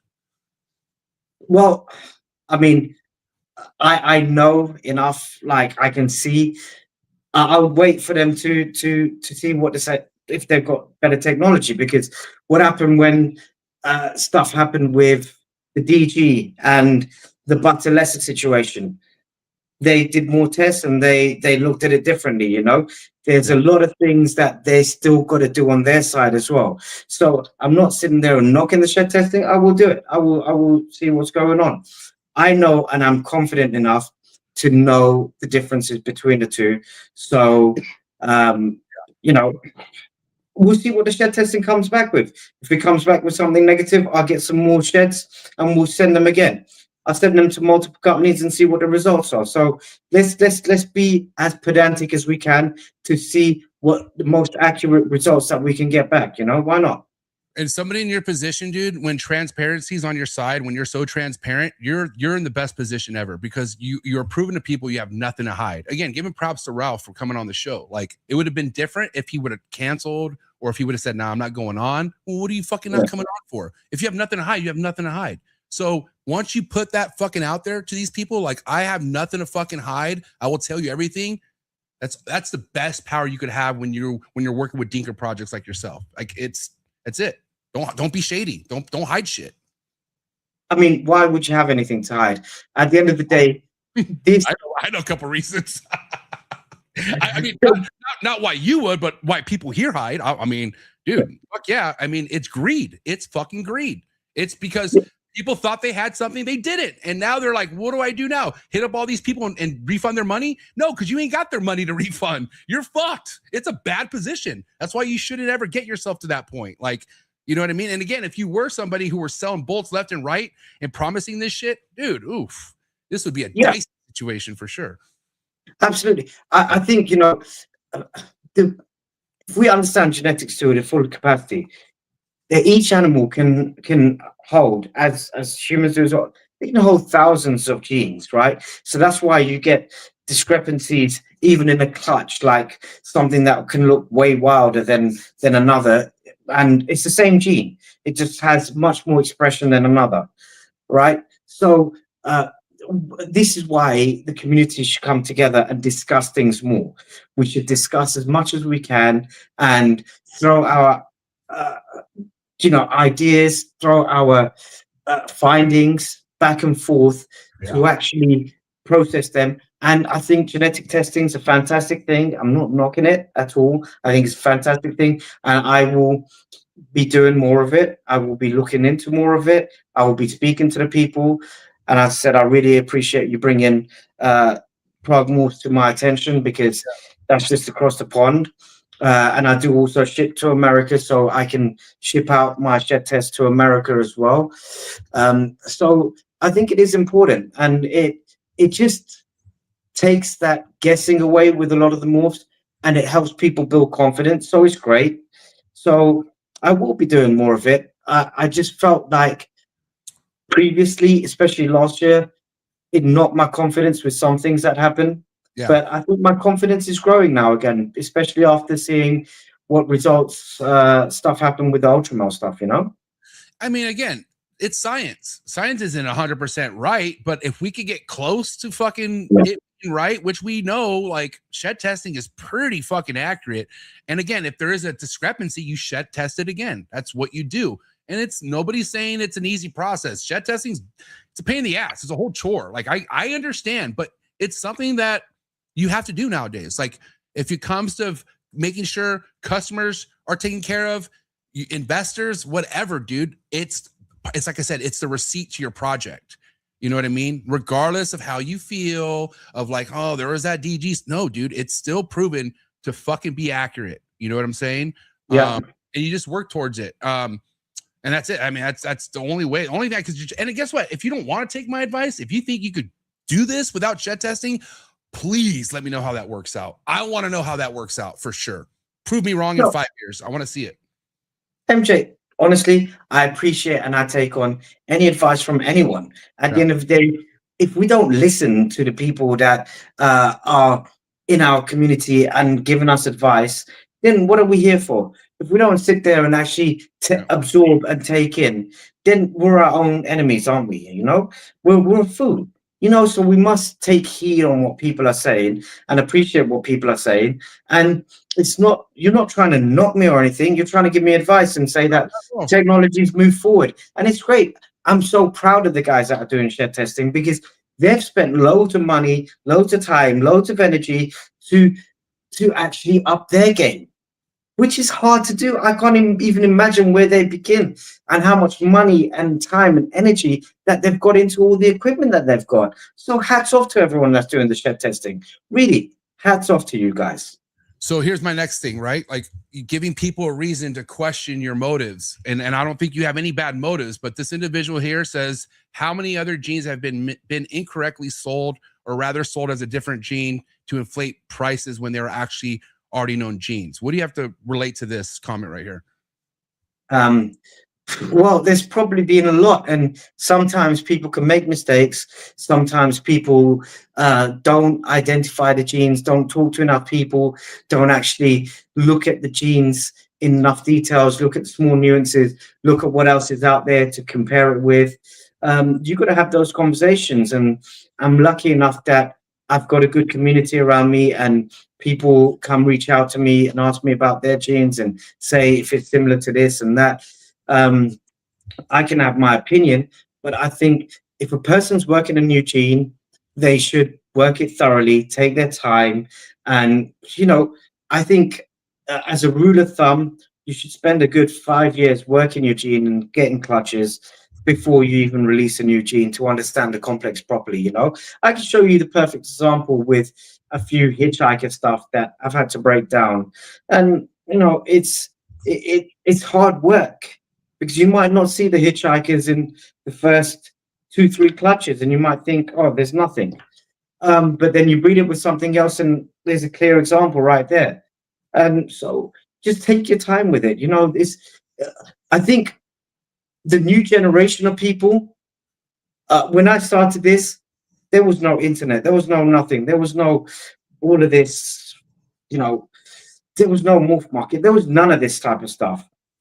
King Snake was just starting to come through a few years after I was doing it. Was phone calls. We used to pick up the phone, speak to everyone, deal with everything through phone calls. Internet was right at the beginning, Let's pause. That's another issue of this hobby. People love to go to chats and privately talk instead of fucking calling the person on the phone, dude. And this is grown-ass men too. I don't know why, if you have an issue with somebody and if their fucking number's in your phone, why can't you call them? Why is it so hard to get on the phone with people? Because they're keyboard clowns. They find that they can be stronger behind a keyboard rather than addressing an issue. People are too strong behind a keyboard, plugging away, sitting there, putting someone down. And what's the use of that? Actually have the balls to confront someone. Then you're a true man. If you have the actual stature to say something, say it to someone's face. Otherwise, keep your opinion to yourself. Exactly. Shut up. If you can't call the fucking person and be a fucking man or an adult, let's just call it an adult. Be an adult. Shut up.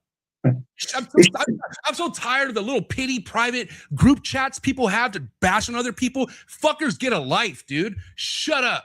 All you guys, shut up. Pick up the phone, call someone if you have an issue, and shut the fuck up. I'm gonna leave it at that, because dude, that's what this fucking hobby is all about, are little private shit talking fucking little pity parties, dude. That does nothing for you if you're not talking to the source. If you have a problem with somebody and you have not picked up the phone to talk to them yet to figure out a solution, shut up. That's it. That's all I'm gonna say, dude. Stay out of my chats and shut the fuck up. Call the person, hit them up directly, dude. So sick of this politics type shit, dude. How does it help the hobby? How does it help people figure shit out? How? It doesn't make sense, dude. It makes no fucking sense. I think Tupac said it best, a coward dies 1,000 deaths, a soldier dies but once. Like, if you're going to say something and you've got an opinion about it, say it to the person. If you have heard a rumor or heard something, go and approach a person, say it, find out the facts. Don't sit there and rumor mongering and start rumoring all around the show. Like, it makes no sense. There's plenty of people, as you get bigger in any industry, people want to try and drag you down through whatever. And that's always going to happen. It's just part and parcel of human nature, which is sickening, But what you find is a lot of those times, those people are actually insecure themselves. Big time. They're self-reflecting. They've got their own issues, and they're not able to get out of their own mindset. So they've got to beat someone else down because they're not comfortable in their own skin. So that's their problem, and good luck to them. But I feel sorry for them. It's a sad problem for reals, dude. Like, if you're more known to be in chats talking shit versus your work, dude, what are you doing? Like, what are you doing? Like, people know you for how outspoken you are versus your work. It shouldn't be like that. You should have a bunch of work under your belt, and then you're speaking on your opinion on shit, and that will have a lot of substance behind it. But when you're just fucking spewing out hate, spewing out, look what he's doing, look what they're doing, man, fucking peanut gallery people, dude. Shut up. Just shut up, dude. And again, I've been doing this for 6 years now, Millz, this podcast, like I talked to you about, right? You know how many people I've seen in the chats that were watching this wait for the episode to be over, and then they come and tell me all this stuff about the guest. Why not just say it here, dude? What are you scared about? Why do you Why do you want to privately hit me up after I have the guest on? What do you expect me to do? Hey, let me invite you back on. This person just talked all that. No, dude, if you got a problem, just fucking speak on it. Especially if you're a grown-ass adult, dude. It gets us nowhere not talking about it. That's all. Listen, I'm going to calm down, but I'm just saying, not speaking about the fucking issue, not addressing it with the person you have an issue with, how do we solve it? How do you ever solve it? Well, I don't think it's ever going to be solved, but I will say one thing. You know, harboring hatred and angry thoughts and, you know, just nastiness inside yourself. Yeah. The only person that's going to damage is yourself. For me, I get messages, oh, did you hear this person said this? This person said that about you. This person doesn't believe this. I say, you know what? Whenever I hear that, I say, good. I'm glad. That means they're talking about me. And guess what? That means you're working. If people are talking about you, you're putting in work. So congrats. Yeah, and you know what I say? Do you know what? That's up to them. Let them do their business. I'm busy with my work. I've got my animals to clean. I got to think about the projects, what I'm going to plan for. I got to think about my breeding. I got to think about my shipments. I got to think about all these things. I got to think about the new products that I'm creating. I'm putting out there to the market. I got to think about how I can be the best person that I can be. Let them spend their time sitting there gossiping and doing all that stuff, rather than sitting there concentrating on how they should, the direction of their projects and how they can further themselves. So look, let them eat up their time on BS. I am going to spend my time on progressing my life, my animals, my future, and the people around me that care. And that's all I care about. Yeah, and to the individuals in these chats or whatever, any situation, like, I hope you got all your work done. Like, I hope while you're typing away, doing what you're doing, I hope all this work, family, I hope that's all taken care of, because you must have quite some time on your hands to be sitting there chit-chatting about other people's work when you don't focus on your own work. You know what I'm saying? Like, again, it's beyond me, but I can't teach people to be a certain way. God, dude, do you? And if you're having a fun time being that negative person, dude, okay, go for it, dude. Okay, guess what? I'm good over here. And let's get back to your projects, bro. I think the point was proved. But yeah, do you have anything else you want to close off on this? Yeah, can I just add one thing? Don't you find, MJ, that those negative people hang around other negative people and they all just pull themselves down, right? Those positive people pull each other up and they're going somewhere. So that's the difference between that's the gradient with people that are going somewhere and people that, hey, they spend too much time worrying about what someone else is doing and being negative about people. Whereas the people that go up will sit there and discuss the projects and sit there and work together and really elevate themselves and elevate other people around them. I'll leave it on that, but thank you for bringing that up. I really appreciate it. And I will say this too. Hate is like a fucking turd that floats up to the top. Hate only comes from the bottom, dude. All right. That shit talking, it all only senses from the bottom department of what we do. So why would you want to be associated with that? Like, out of all the departments you could be in this hobby, why be a part of that? Like, what the fuck? And to like share that with fellow friends. Hey man, I'm part of this group chat. We shit on this breeder all the time. Like, dude, what a flex. Anyways, we're moving on. All right. All right. So check it out. So we talked Bambino, DarkAngel. All right. You know, what's up with DarkAngel? Because again, I've heard about Bambino, heard some stuff prior about Bolts, never heard about DarkAngel until you were coming on the show. So inform us, what's DarkAngel all about? So DarkAngel, I got from a project that came from a blackhead that I got from Ralph. So I was shipping him with Ralph Davis. Some of my first shipments that I was working with, the broker I was working with in the US, he was very close to Ralph. And I got a number of projects in. And when Ralph made the Super Blackhead, worked hard at it, I purchased a load off of him and also brought them into the UK. I was the first person to bring them into the UK. I loved the project. And I was of the fortunate situation back then to get quite a few blackheads in. And I saw one blackhead female that really stood out different to me. And to take it back even further, so when Ralph was breeding, as in Ralph Davis was breeding this was way back before even I was in the ball python game. I mean, Ralph has been in the ball pythons for years and years and years. He only had at his arsenal, when he got in the new African morph, he had to breed it to other African morphs, which is where the red and ringer gene came from, because he bred the blackhead to another dark animal. As it transpires, the red and ringer came in. So he must have bred the blackhead red and ringer to another dark animal, which was another gene. So I bred that female first season, and I was seeing some weird results. Like, some animals were way darker than others.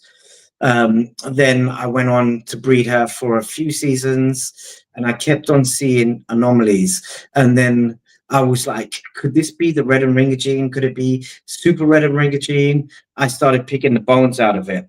And it was only last year where I was able to start seeing results. Sorry, 2024, I was starting to see results from being able to isolate the DarkAngel gene, because I knew I had something else, and I had to kind of claw it back to basics and take it back. And then I discovered the DarkAngel simple form, and then I've worked it up from there. And it is an astounding gene. Every single DarkAngel that's been produced so far, even in its simplest form, has iridescence running through it, and it's creating some of the darkest animals that are out there. It's a beautiful gene. So again, this has been so this was something that stems from Ralph Davis's stock, is what you're saying, correct? Yeah. So some of Ralph Davis's original African stock that he bred blackhead to. Yes, absolutely correct. And you have some of that examples to show tonight as well. Like, can you show us some of the DarkAngel stuff that kind of and that we could kind of go over and break down? Would that be a part of the lineup? Absolutely. What are we getting to? Let's start looking at these snakes. Yeah, I think we're at that point. So why don't we? What do you want to start off with? Should we just start with DarkAngel? Do you want to go get a DarkAngel example and show off some stuff? And I'll just say hi to the people in the chats real quick. I can. I mean, it's up to you. We can start off with some Bambino stuff. We can start with DarkAngel stuff. Whatever you prefer, my friend. You start off. You surprise us. Go get something. Okay. All right. Let me start off with a bang, and then we can go from there, and then we can take it to some of the color palettes that we talked about. So cool. let me start off with that. 30 seconds. All right. All right. While we wait, guys, listen. Again, I just want to kind of address me getting so worked up. I don't understand why we could ever be united or grow as a hobby if we don't fucking just individually talk to each other. And like, as of like a fellow keeper looking out as one another. Like, I would hope if I was working with something that my friends or somebody were like, dude, I don't know, that they would call me and tell me, you know, or whatever. Somebody who has been following me has like a thought of what you're working with might not be what it is. Dude, what harm is it to reach out to that person and be like, yo, are you considering this? Or are you considering that? I mean, that's the direction this hobby should be heading, is like, dude, pick up the fucking phone, or at least directly hit them up. I know the phone isn't so popular now in 2026, but dude, message the person, you know? And again, this is just one of many, many, many examples, guys. I don't want people to think that this example is to direct the person I was talking to in the chats, and I have nothing against Grant. You know, I'm just saying, like, if there's an issue with somebody I have on the show, don't wait to tell me after the show. What do you want me to do? You know what I'm saying? Whatever you have to tell me, you better tell me, especially if you know I'm bringing the person on, you should tell me before the show starts. Or if you're in the chats, if you want to know something, ask the fucking question. What are you scared about? And again, this is just one of many examples I'm trying to explain, okay? I'm just over it. I'm over the whole like, well, yeah, we talk about this in the group. Good for fucking you guys, dude. Are you talking to the person directly? No? Then shut up. I don't want to hear it. Unless you went to that person, you had a conversation, it didn't work out. Okay, I get it. Like, hey, yeah, I tried talking to that person. He was mean. Okay, I get it. But if you're not doing that, shut up. All right, back to show programming here. All right, here we go. What do we got for us, bro? All right. So we spoke about the animal that Justin first got. So I thought it would be appropriate to bring the sibling out, you know. All right, I'm gonna give you a big screen so people can see it. So go ahead. Okay. So this is the animal that Justin from Ozark. This is the brother to the animal. So can you guys see that? Is that clear? Yeah, that looks good. Yeah, as long as you just kind of keep it right. Oh no, go over to the right more. Right now, go Okay. go towards you. Oh, There we go. Right there. That's good. That's yeah. good. That's Okay. good. That's good right there. Yeah. Go. Okay. Can you turn the light on, please? Okay, so this is a Bambino Hurricane, and that's it. Just a simple 2-gene combination. Sorry, I've just moved around the stand a bit too much. It's come loose. So KP's there in the background, just trying to tighten it. Sorry about this, MJ. Technical hitch. Okay, so this is a Bambino Hurricane, and that's it. Just a 2-gene simple combo. Just hold it for a second. You can turn the light. Okay, so I'm sorry. That's a Bambino. What again? Hurricane. That looks exactly like what Justin had at his table. Okay, keep going. Yeah. So this is the sibling to his one. But if you see this as a baby, which I can show you later on, you can see that this was much darker as a baby. And now, as it's grown, the colors have really come through. They've changed. But look at those. That's what I call the Space Invaders. Those crazy patterns. And this is why Bambino is great, because it's so expressive just on its own. This is a simple 2-gene combo. And it can be this explosive. And I reckon it's explosive. You know, some of the telltale traits are the dorsal pattern is really crazy, but the side pattern, I mean, that is so busted up. It's such a fight. It's beautiful, in my opinion. Can you bring the camera back just a little bit, just so we can see more? Yeah. We're seeing, I see it. Yeah, just a little bit. Yeah, there you go. That's perfect. All right. Yeah. Okay, sorry. No, you're okay. You're okay. So go ahead and continue. Yeah, go and break down. So, can you see all the? Yeah, we can see it good. How broken the pattern is. It's crazy. And this animal started off quite dark, and it's really lightened up in color. I suppose that's the hurricane playing in it.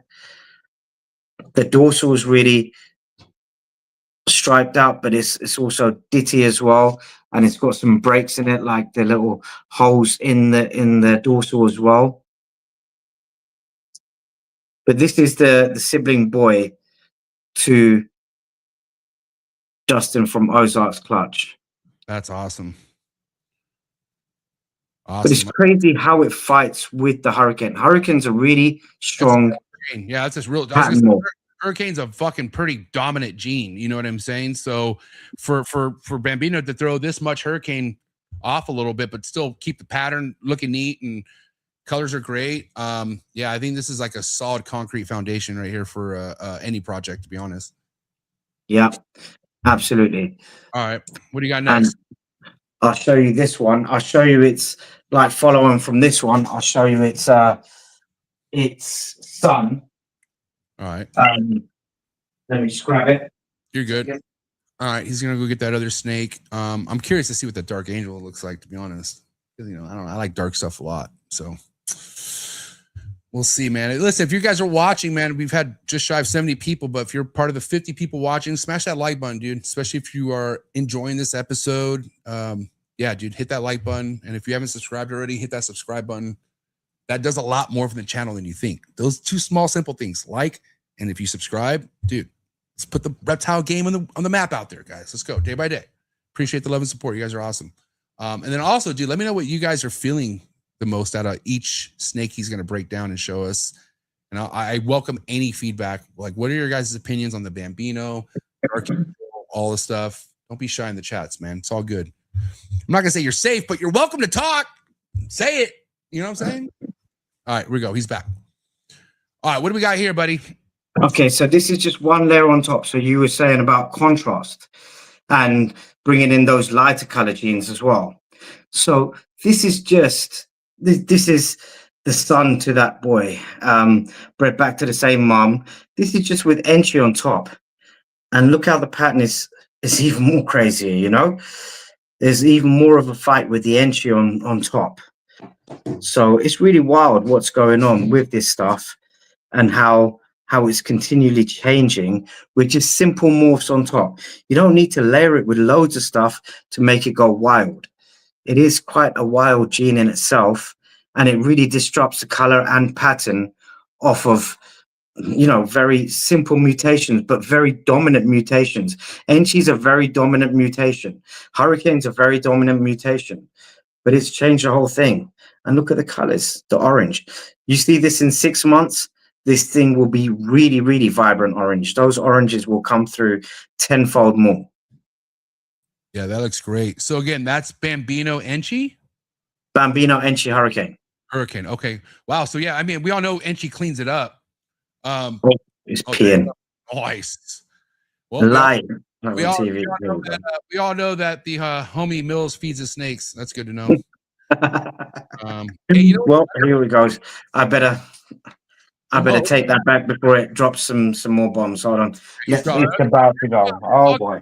I would have just let it roll and just like, you know what? Here we're already here, guys. Look at that. I hope someone's not enjoying their yogurt or their fucking their bagel right now. Taking a bite of that cream cheese, that everything bagel, and you just see that urate come out. I've been there. Well, that's timing. If you ever ask for timing, eh? They always say in TV or podcasts, as I say now, never work with children and animals, eh? I know why. This is the real. This ain't Hollywood. This is the real deal right here. Things for sure. 100%. Oh yeah, even disinfects. What a guy. And then let me bring up a real showstopper. All right, my question is, what do you use to disinfect? What's your disinfectant choice method here?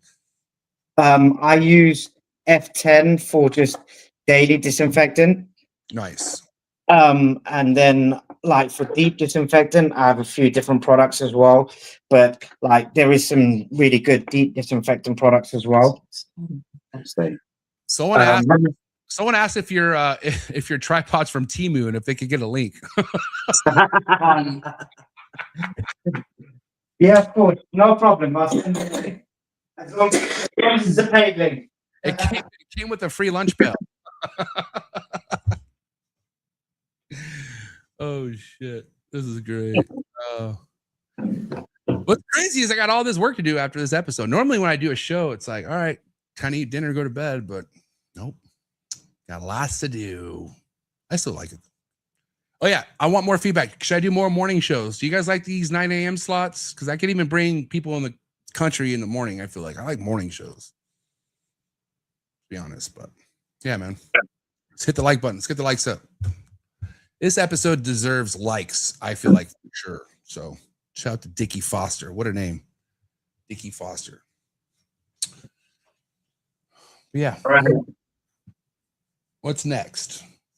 So this is one of my main breeders, and this is the first Bambino clowns that I produced. And I think they're absolutely wild. Sorry, let me just wipe down this table. This mat, should I say? Fresh. Get all a pee from it. Okay, there we go. Okay, now this is rad. Like it's totally changed it. So, is the camera okay? Bring it down more, like the snake. Like bring it down. No. The snake. No, the camera's good. Yeah, there we go. Now bring it over a little bit more to your right. Now down a little bit more. Right there. That's perfect. Right there. That's good. Perfect. Yep, okay. Go. Break it down. So this is Bambino black-haired clown, red and ringer. Wow. Okay. So I mean, have you seen so much disruption on a clown? Like that fat solid back, that pattern is totally obliterated, you know. Now, how old is this snake? This Millz, how old is this snake? This snake is 2024. Wow. Okay. All right. It's a breeder male. Yeah. So that looks good, man. I mean, we all know how brown clowns can get. Like we know the direction they could take, and the fact that it's holding this much. Yeah, and it's with blackhead as well. So it's with a dark color mutation on top of another dark color mutation, because Bambino itself is a dark color mutation. So it's a color and pattern morph, the Bambino itself. But the head's totally washed. I like that. I like those eyes. It's crazy. It's the pattern side as well. Are those green eyes like Enchy eyes? Am I tripping? Yeah, they look like Enchy eyes, huh? Well, that's what I was going to get. There is a chance that from the breeding that there could be Enchy in this, but both the siblings have Enchy, and I've bred one of the males, and there was no Enchy. This one is slightly lighter in color. There's a possibility of Enchy in this, and there's also a possibility, but I'm not sure. I've just got to breed this one more, that there could be the hitchhiker gene that came from the asteroid, but I don't think it is, because the pattern's not as blocky. The asteroid really blocks things up, but that's not a hitchhiker from the Bambino gene, would have been, but I don't think it's in this. But again, I'm not releasing any heck clowns that at the moment anyway, so only stuff that I'm sure of, and only stuff that I've produced that I know is just hets and straight Bambinos and stuff like that. But yeah, this is my own breeder male. What would be crazy is, like, let's say this does have Enchy in it, then that means this snake would be even crazier if it didn't have Enchy. I've got a darker version to this. His sibling's much darker, which definitely doesn't have Enchy in it. But he's in shed. Oh, he's in shed? Yeah, but he's not in deep shed. I can bring him up. You can see how darker he is. Yeah, I'm curious. Just bring it real quick, and then Sure, let's go. We only have like 9 more minutes, so let's go to the next morph after that one. Let's see the one that doesn't have the Enchy, or past Enchy, whatever we're talking about. Sorry. Okay, shall I show them side by side? Or? Yeah, sure. Yeah. Show them by side. Okay, I'm going to leave this one here. I'm going to grab that one. 1 second.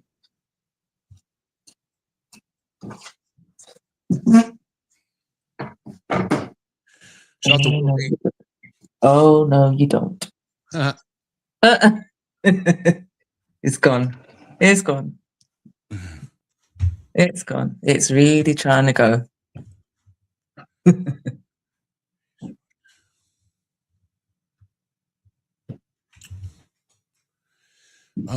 Yeah, shout out to Wolfie. Hey, Wolfie, I won't be going in March, dude. No Tinley for me. I don't think I'm going to Tinley till probably October. Now, if I do. But yeah, man, have fun at March. Whoever's going to Tinley. I can't believe March is already almost here. It's crazy. Dude. Yeah, come on. Yeah.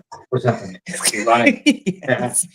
All right. Well, so you just see how much darker that is. And this one definitely doesn't have Enchy, but it still has green eyes, which is unusual. Oh, weird. Yeah, weird. But it definitely doesn't have Enchy, but you can see the pattern's pretty much the same when you lay them next to each other. Just darker. But just darker, yeah. Just a shade darker. They're clutch mates? They're clutch mates, yeah. That could be polyism as well, How do you know for sure it does have Enchy then, if you haven't tested it? Like, how do you know for certain? What, the lighter one doesn't have Enchy? No. How do you showed the darker one, and you said the one that is in shed for sure doesn't have Enchy. I'm wondering, how do you know that for sure if they're clutch mates? And they both have green eyes. Because this one's bred. What do you mean that one's bred? Oh, it's bred. Oh, gotcha. Yeah, I've had a clutch. Yeah. Got it. Okay, that makes sense. Yeah, okay. yeah. You got This one hasn't bred yet, so I'm going to start to put him into breeding. But this big boy over here, he's out of clutch, so I know he's not Enchy.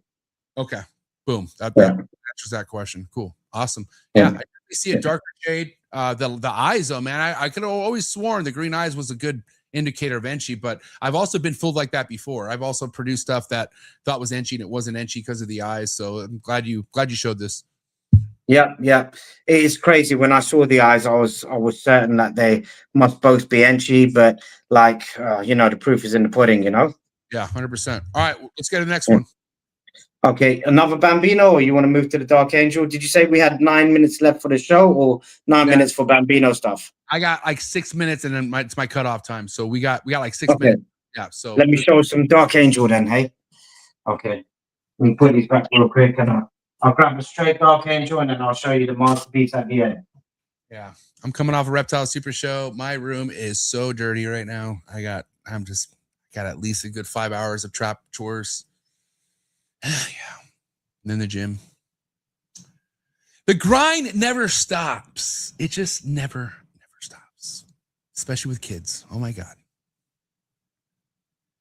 Nobody told me to have kids, but I did. Love it. Shout out to everyone who's having a good day out there or good evening. You know, I got some UK trappers in the building. Hope you guys are having a good night. And you know, got the homie in Sweden, Lucid Arboreals. Hope you're doing all right, my guy. Anyone else globally tapped in? Thank you so much. Appreciate you keeping Trap Talk global. Coolest reptile network in the world. It's not the town. It's not the city. It's not the Providence. It's the world. Global. You know what I'm saying? Because of you guys. Appreciate it. And again, dude, listen, exclusive content. Join my Patreon. First link description below. Might as well give you guys some shout outs right now. Shout out to the sponsor. I do want to say again, shout out to Prog Morphs. I should have shout out Prog Morphs in the beginning, but I'm a little unorganized right now. Like I said, but Prog Morphs, shout out to them and the other sponsors. Find all the link in the description below. You guys are awesome. Yeah, a lot of big things that come with me and Prog Morphs for sure. And again, oh, dude, anyone tapped in from UK and Europe, if you're watching and you want to come on this show, dude, hit me up. I think I might start a new Europe series again. I really do, because I think Europe's that cracking. I really do. But hit me up. I got to know you motherfuckers want to come on. So reach out to me. And yeah, here we go. We got DarkAngel stuff now, or what's this here? Yeah, it's straight DarkAngel, so starting from the beginning. So you can see I've been able to isolate the gene. It's quite dark. It's got good iridescence to it. I don't know if the light's picking it up. The pattern's more like saddles, odd keyhole here and there, but then the back pattern, it's got loads of marks down the back, keys, donuts, dots, very different. So, you know, when I said like some subtle genes can produce amazing things, this doesn't look that outstanding. And I can see why Ralph Davis would like see this as something not so outstanding, but beautiful greens in the flaming. But you can definitely see that it's a pattern mutation, you know? Yeah, very subtle, but you could see it. Like if you're looking, you know, this is a clean looking animal. And it's only one gene, right? There's nothing else influencing this, or this is het for Maasai, but yeah, there's nothing much else influencing it at all. Yeah, it's just het for what? I'm sorry, Millz. Maasai. What the hell is Maasai? Maasai is one another new gene of mine that I haven't released to the public as yet. It is basically like it's on the Ultramel complex, but I got it out of Africa. I called it Maasai because the color complex in between the saddles, like the negative area, reminded me of the sand in the Maasai tribe when I went to visit the Maasais in Africa. Wow, that's neat. So you got a untapped recessive here that we're Millz. Obviously, we need a part 2, buddy. That's all I got to say. Yeah. All right, let me show you the showpiece with the DarkAngel, and then I know you're gonna go, bro. Yeah. But yeah, we need a part 2, part 3. Yeah, we'll do it. I'm showing you the other untapped genes as well as all the new stuff that I'm working with. There's like probably about another, I don't know, 20 genes that have not proven up that I would like to show. Well, by the time we get to part 3, that should be in person. Hopefully, I'll be in UK by then. So that'd be awesome. Holy shit! Look at this thing. Now we're talking, dude. What the fuck? Look at this thing. Whoa! Holy cow! Oh my! You see the iridescence on that as well. Oh my god!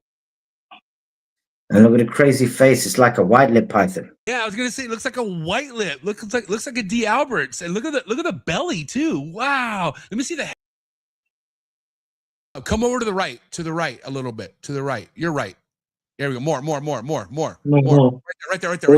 Yeah. Perfect. Oh my god. Look at the fucking head. Look at the eyes. Dude. That's my favorite snake. Dude. Wow. Yeah, the DarkAngel is going to take off. Dude, I mean, one person has it in the States at the moment. and that's Jen at TJ Hutch. She came over here to the UK to see my collection, and she had already fallen in love with the Dark Angel before she came over. But when she saw everything in person, she was just blown away. That TJ Hutch. Who was that name you said? Jen from TJ Hutch. Jen. All right, Jen. If you're out there listening, holler at your boy. I got to talk to you. That is honestly, bro. Oh, yeah. I get so happy when I get excited off of ball python because it just doesn't happen as much. Like I love shit, don't get me wrong, but this reminds me like looking at a GHI or super GHI for the first time. Like this is why I love ball pythons, bro. Look at that snake, dude. And pure black eyes. God, Pure black. bro, if you can make more of these, you're gonna be a fucking rich man. Oh, Well, now that's why I take things back and I take things step by step. Now I can make loads more of these. Like I can make it with the subtle pattern on the side. I love it. That it's just what I work for, you know, is making these crazy things that the world hasn't seen. I love it. And the iridescence on this beast, when you see it outside in the light, in the true light, this is so iridescent. It pops, you know, purples, blues, all the different color under the sun. I just don't think it's coming through on the camera at the moment. I haven't got enough lighting in here. Another thing too, like it looks this amazing and it has like a light on it. Like this isn't, dude, the camera's not doing this snake any justice right now. And it's still amazing looking. Like I'm blown away right now. I really am. Wow. What a wrap up this episode, dude. That was great. That was great. Yeah. I can't get over that head. Wow. Well, Millz, dude, this was an awesome episode. I didn't know what my expectations were. You know, I just wanted to hear you out. And dude, I love this episode. This was great. At the end of the day, man, yeah, you know, your hill of proven, having to prove a lot of your shit is pretty big, but you're climbing it and you're putting in the work. After what I just saw right now, hey, just keep doing what you're doing, buddy. That's all I got to say. Keep doing what you're doing 25 years deep, and it's showing. Like, I think you should just keep doing Millz. And we'll do a part 2 for sure. We'll revisit a lot more stuff that we didn't even get to discuss. And I'm gonna make it out to the UK, man. I may not make it out this year, but promise you it's gonna happen pretty soon. UK's been on my map for a while now. So, dude, great episode. Before we let you go, where can people reach out to you? Anyone who's wondering how they could contact you, why don't you let everyone know how they can reach you, Millz? Well, ReptilePit. I think it's ReptilePit1 on Instagram. I'm on Instagram. I'm on Facebook. I'm on YouTube. If you type in Millz ReptilePit, it should come up with all my social media.